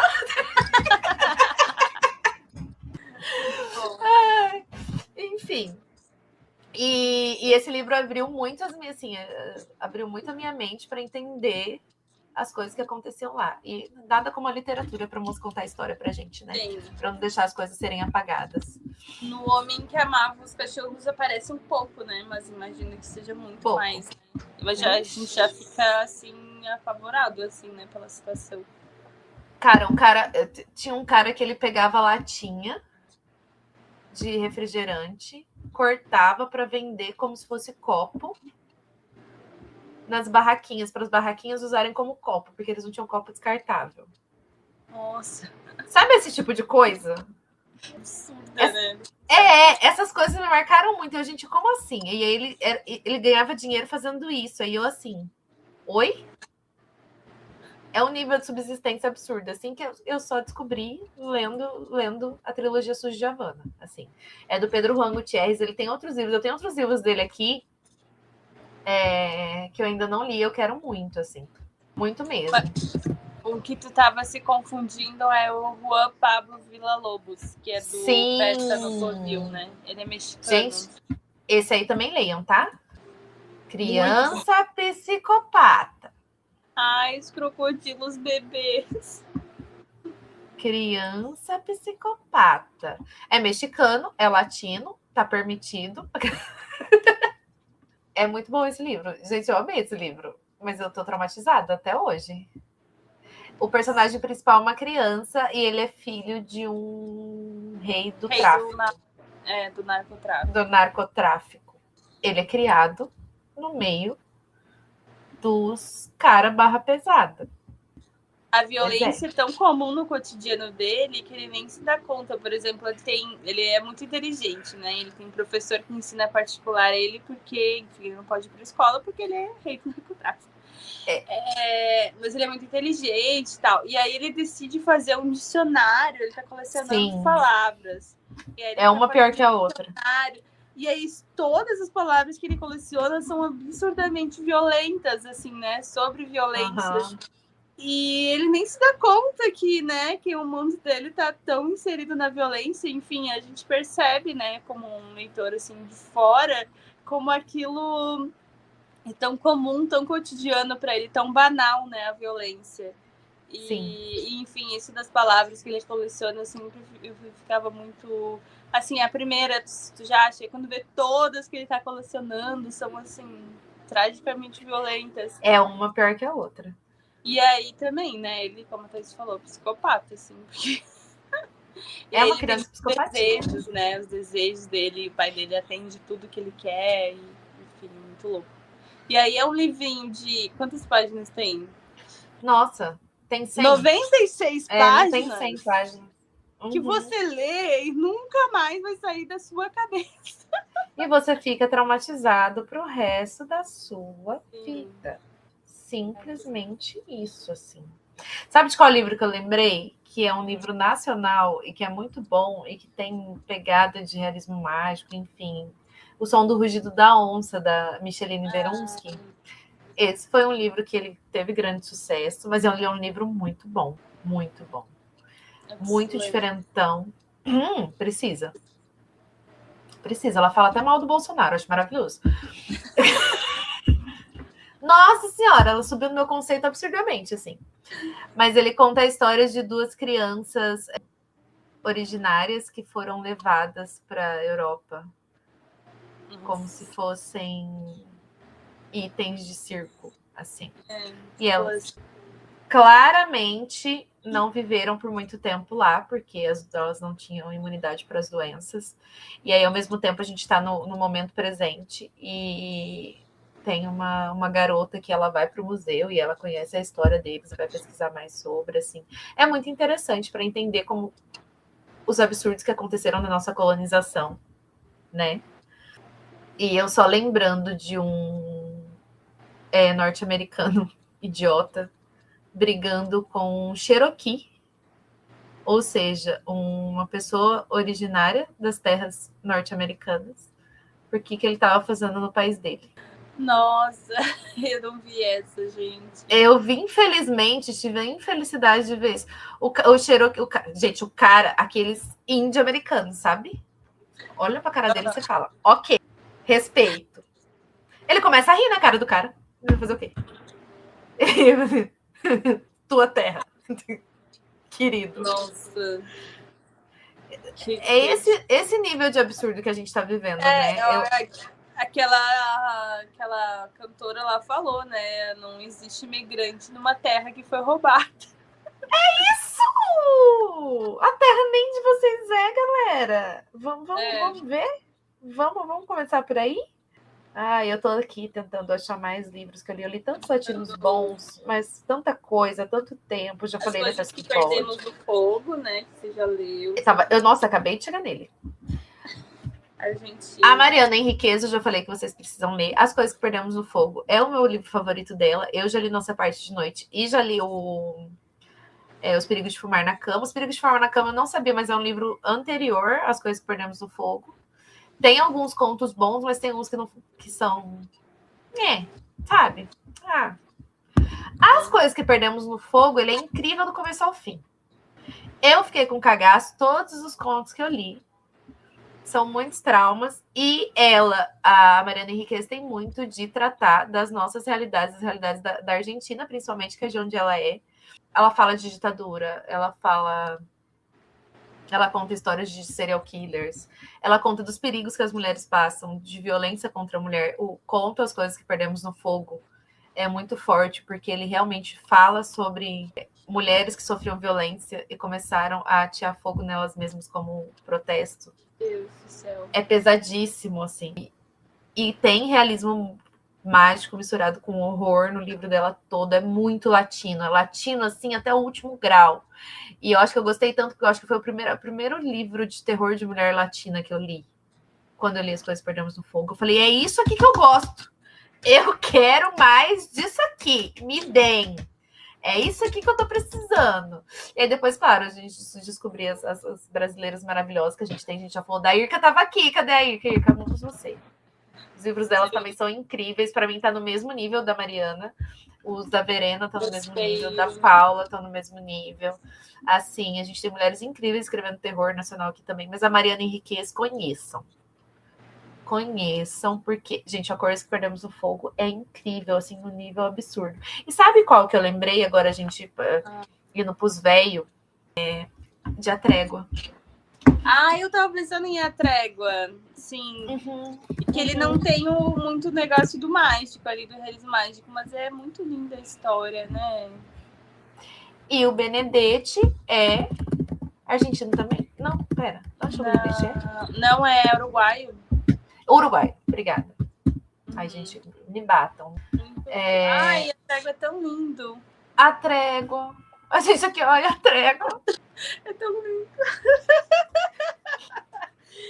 Eu tenho um outro dele, o aniversário de Juan Angel. É esse que eu tenho. Eu tenho esse. Foi esse que o Vila me deu. Eu tenho esse. Que veio pela Pinard. Não li. Mas eu tenho esse. É Benedetti. Benedetti, incrível ele. Eu ia falar também de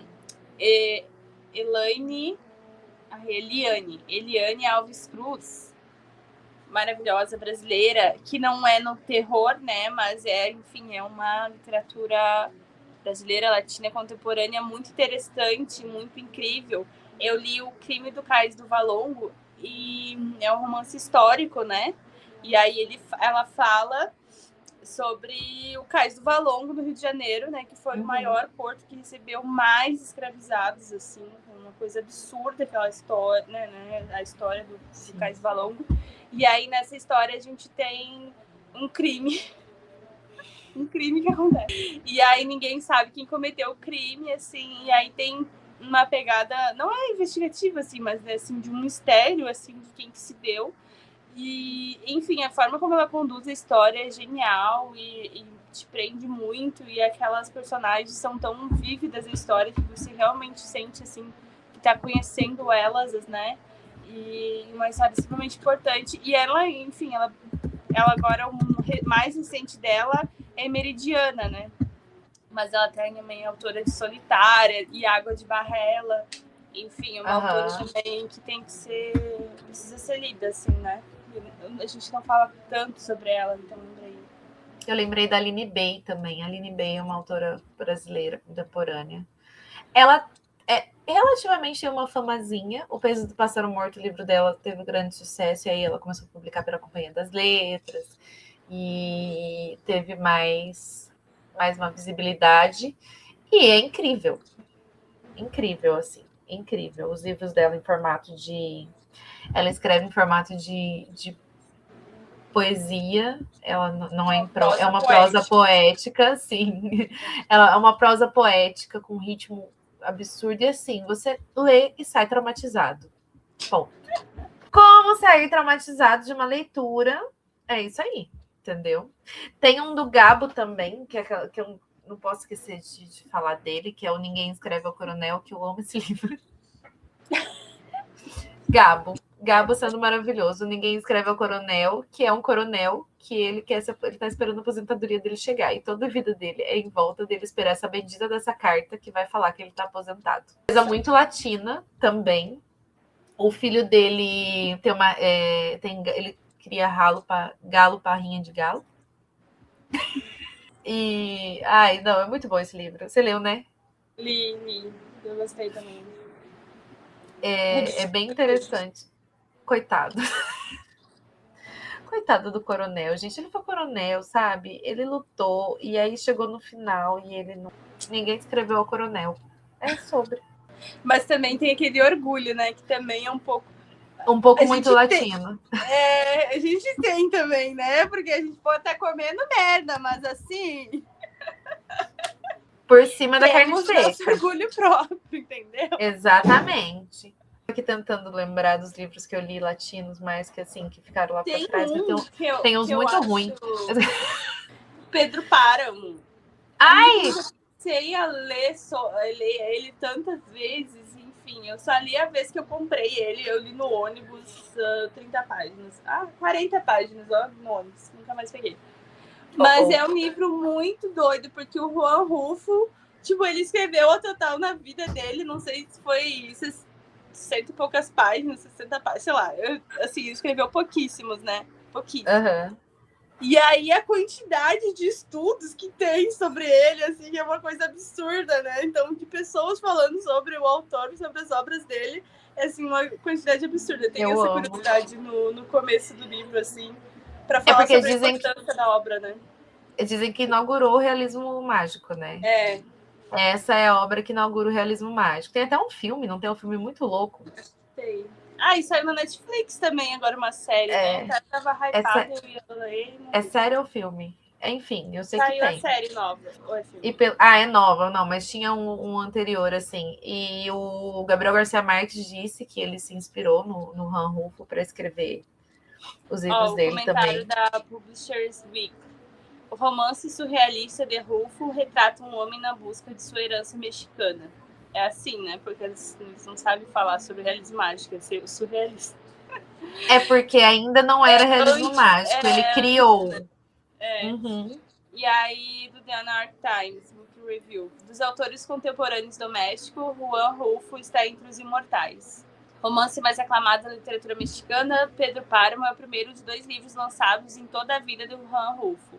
O enredo simples trata da promessa feita por um filho à mãe moribunda que lhe pede que saia em busca do pai, Pedro Páramo, um malvado lendário e assassino. Juan, apreciado, o filho, não encontra pessoas, mas defuntos repletos de memórias, que lhe falam da crueldade implacável do pai.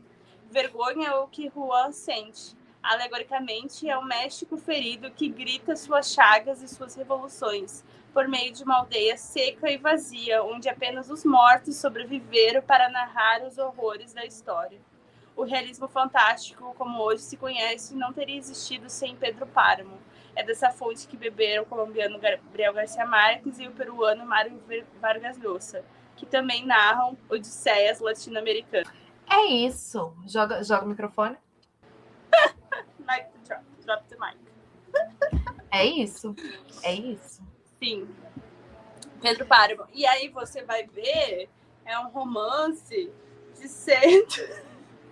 E a gente não leu, eu não li por quê? Porque eu não tenho vergonha na minha cara. Porque a gente falta tempo. Falta vergonha na minha cara. 137 páginas, isso porque tem o começo, né, do prólogo ali, da apresentação. Mas outro que eu pensei muito, olha, pelo menos eu li o Santa e a Porca, mas eu não li Suassuna. E aí eu li o Santa e a Porca também. Eu não troco meu oxente pelo ok de ninguém. Cara, o Suassuna, ele saiu dando aula show, né? Uma época. Tem cada vídeo dele incrível falando, eu vou fazer o quê na Disneylândia? Esse povo quer ir pra Disneylândia, não tem nada pra eu ver lá. Ele é incrível, não viajava de avião, nunca quis sair daqui. Ele sempre teve muito essa coisa da raiz dele, né? E é a nossa raiz.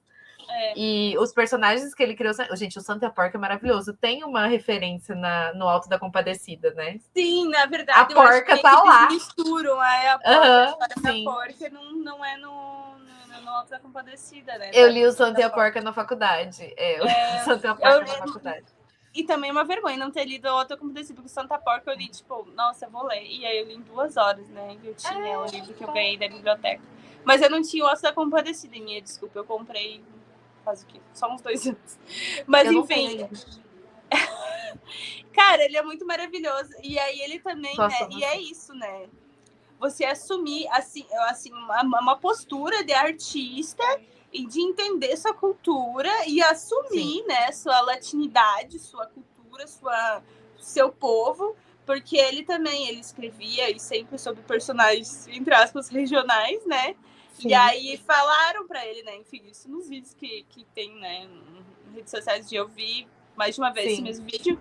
E aí falaram, não, suas histórias são muito boas, mas você precisa trocar seus personagens, porque vai ficar caricato, ou vai ficar muito, muito local, assim, você precisa trocar seus personagens para abranger mais pessoas. E não, é sobre... Essa gente é minha gente. Essa gente que tá nos meus livros sou eu. Então não tem como eu trocar, sabe? Não tem como eu trocar o nordestino ali, né? E não, isso é muito incrível, né? Sim. E ele contando onde ele se inspirou para escrever os personagens, o João Grilo e o Chicó, por exemplo, que são muito famosos, ele fala que é o nordestino safo, o João Grilo, que ele é mentiroso, mas ele mente para sobreviver, para conseguir comer, sabe? São personagens que ele viu muito por muito tempo. E o Chicó é aquele mentiroso de... Não sei, tem um vídeo dele falando. Assim. Tem um vídeo dele falando. Não, tem um cara que ele contava mentira. Eu acreditava. E aí ele contando que ele se inspirou para fazer o Chicó. Não sei, só sei que foi assim. E é uma coisa que a gente vê muito. A gente sempre tem um mentiroso desse em algum lugar que a gente encontrou, assim, contando umas histórias absurdas. E eu acho que tudo que a gente está falando aqui de literatura latina tem muito a ver com isso, com bancar a própria cultura, com ter orgulho da própria cultura. E esses autores que a gente fala, eles não tiveram medo de ter orgulho da própria cultura. Assim. Sim. Tal qual Bad Bunny. espanhol. Que fez um show completamente em espanhol por 15 minutos na final do Super Bowl, que eu assisti 10 minutos daquela merda de jogo, não entendi porcaria nenhuma, achei muito chato. Era todo mundo. Que esses caras estão tirando bola no meio do show do Bad Bunny? Exato! Alguém tira esses caras do meio do show do Bad Bunny? Cadê? Eu tô esperando o Bad Bunny entrar. Bem isso, assim, coisa chata, porque norte-americano só faz coisa chata, e aí chega Bad... Gente, eu tava vendo um vídeo agora há pouco da Foquinha falando sobre todas as referências que ele colocou, tem tanta coisa naquele show Dizem dele. que a casa ali que aparece é de Gabriel, né? Do Garcia Marques, né? Que tem Não, aquela casita diz que é são as casinhas típicas de Porto Rico. Todas as referências dele são muito porto-riquenhas. É porque é latino, galera. É impossível. Tu vê uma casa assim. Não, eu acabei de ver um vídeo um pouco antes da gente começar, que tá um cara assim, tem um casamento no meio, né? Aí tá Lady Gaga cantando no casamento. E aí começa a aparecer os convidados do casamento. Aí o cara grita, só falta uma criança dormindo na cadeira. E aí aparece a criança dormindo na cadeira. Ele... Isso é ser latino. Não tem nada mais latino do que uma festa com a criança dormindo na cadeira enquanto o pau tá torando. Nossa, sim, já foi essa criança. Também. Todos nós já fomos. E o final dele, né? Todos querem ser latino, pero falta sazón, energia e reggaeton. Ai, que sabor. Muito bom, muito sabor. E muito antes de Bad Bunny, como a gente pôde ver, a gente teve muitos autores, escritores latinos falando sobre o orgulho de ser latino. Eu acho que como um podcast de literatura, a gente não podia não trazer, não falar do boom latino-americano, que foi um movimento que justamente fala sobre isso, e trazer essas pessoas. A gente falou de Gabriel Garcia Marques 85 mil vezes, mas ele foi um dos grandes. Eu queria comentar nisso que a gente trouxe Suassuna e nordestino. Sim. Primeiro, um adendo que quando a gente fala sobre violências e tal, e também muito sobre Ana Terra, né, do Érico Veríssimo, eu li só o excerto, eu não li o Tempo e Vento, mas Ana Terra que tá dentro do Érico Veríssimo, e aí ela tem uma relação ali amorosa com o indígena, né, com o povo originário, e aí aquilo jamais, né? Poderia acontecer, né? Enfim, e é um livro muito violento também, assim, várias violências perpassam. Mas só deixar, assim, como recomendação também, né? Mas principalmente falar do Guimarães Rosa, quando a gente, por exemplo, fala ali do ter orgulho, né? E enfim, por exemplo, o Guimarães, né, era uma pessoa diplomata, falava alemão e não sei o que lá e tudo. E aí a principal obra dele é como se fosse... Tá em mineirês.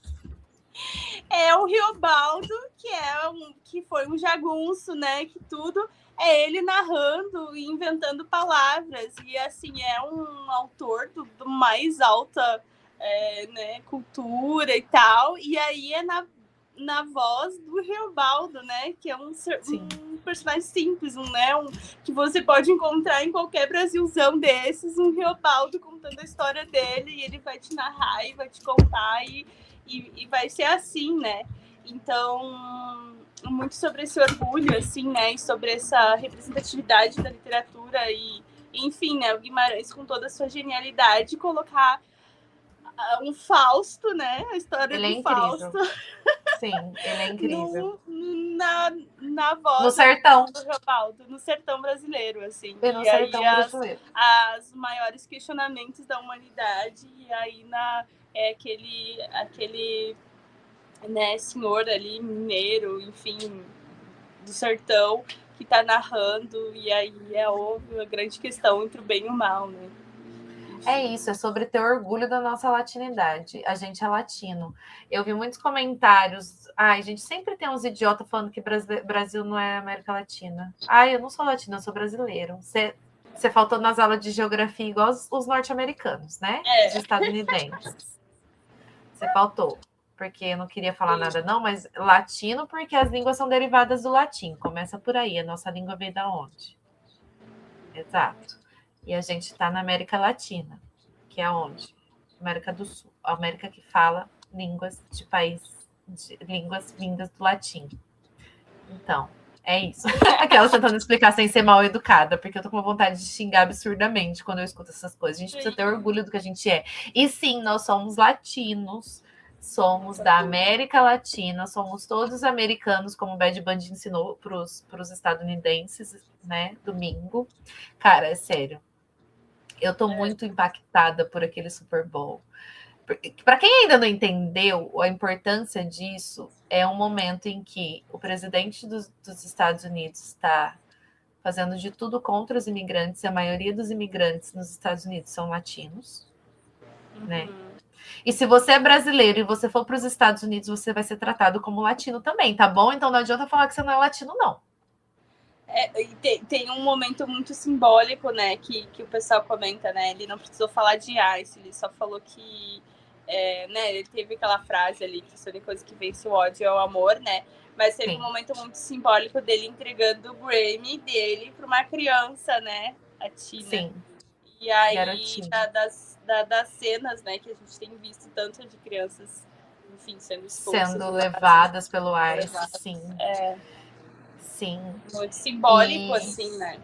É tudo muito simbólico. Então, a gente está nesse momento absurdo e um cantor, um imigrante de Porto Rico, e Porto Rico já tem uma história absurda, né? Porque virou território norte-americano, estadunidense, há pouco tempo. E... Outro detalhe, a bandeira que ele usa tanto no... é da resistência. Clipe, eu sou do tempo que falava videoclipe. No videoclipe, quanto lá no Super Bowl, é com azul claro, né? E aí era como era a bandeira antes. Original. Original, que agora é um azul escuro da mesma tonalidade. Igual a bandeira dos Estados Unidos. Ele fez um grande protesto, ele cantar em espanhol. Reggaeton, que é o que ele canta. Por 15 minutos, ele falar em espanhol o tempo todo.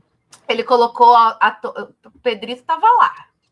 Ele colocou atores de origem latina, atrizes e artistas de origem latina também para participar. Ele levou Ricky Martin, maravilhoso, lindo, gostoso, maravilhoso, lindo. E a Lady Gaga, né? Porque a Lady Gaga pode, porque a Lady Gaga é a mãe de todos nós, independente de tudo. Ela é perfeita. Mas é que também tem um significado, né? Porque ele subverteu, era um casamento. E normalmente nos Estados Unidos quem canta em casamento são os artistas latinos, que são considerados inferiores. E aí ele colocou Lady Gaga cantando em inglês a música dela, uma americana cantando num casamento latino. Ele deu uma subvertida ali. E Lady Gaga maravilhosa cantando em ritmo de salsa, dançando lá para todo mundo. Enfim. A Stephanie falou, só faltou o Wagner Moura, é verdade. Eu também acho, mas acho que eles não são amigos ainda. Só faltou isso. E, enfim, foi um grande momento. Assim, é um momento muito marcante. Esse disco dele ter ganhado o Grammy, um Grammy mais importante, ser um disco todo em espanhol também, é muito marcante. E tem a questão da capa, né? Eu vi muito se falar sobre a capa do disco, falando assim, só não ganhou melhor capa porque os estadunidenses não entendem o significado dela. Nós latinos, a capa, para quem não sabe, tem uma bananeira atrás e 2 cadeiras de plástico vazias. E aí tem várias montagens lindas, assim, com pessoas sentadas nas cadeiras de plástico, nos quintais, que é uma coisa muito latina, muito comum, assim, pessoas e a da família. principal devia ter tirado mais fotos. Eu tô obcecada. Tá todo disco tocando em looping no meu Spotify. Eu tô escutando também. Nem gosto de reggaeton, mas assim, estou momento reggaeton, pois temos Sasson, bateria e reggaeton. Eu gosto até. Eu acho o ritmo dele muito gostosinho de ouvir, assim. Só que, assim, o espanhol dele é difícil de entender, porque o espanhol porto-riquenho, ele canta, parece que ele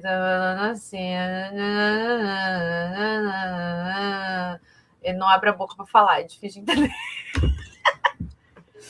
Mas é maravilhoso, tudo incrível. E o que nós podemos fazer como leitores? Ler latinos.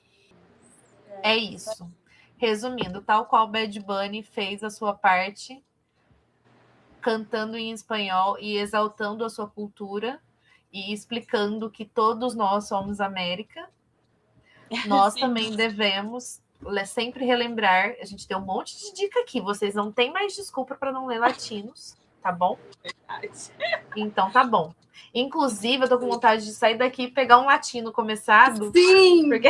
ler Pedro Páramo, essa madrugada. Eu quero ler a Capirota. Encontrar todos os defuntos que o...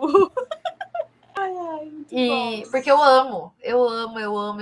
É a nossa... Eu amo porque a gente se encontra nesses livros, né? A gente se encontra. A gente fala bastante de ler nacionais, mas além dos nacionais, que também são latinos, que é muito importante a gente exaltar, a gente tem também todos os nossos vizinhos, irmãos, que também merecem nosso apoio, que a gente lê e conheça as suas histórias, que são tão parecidas com as nossas, né?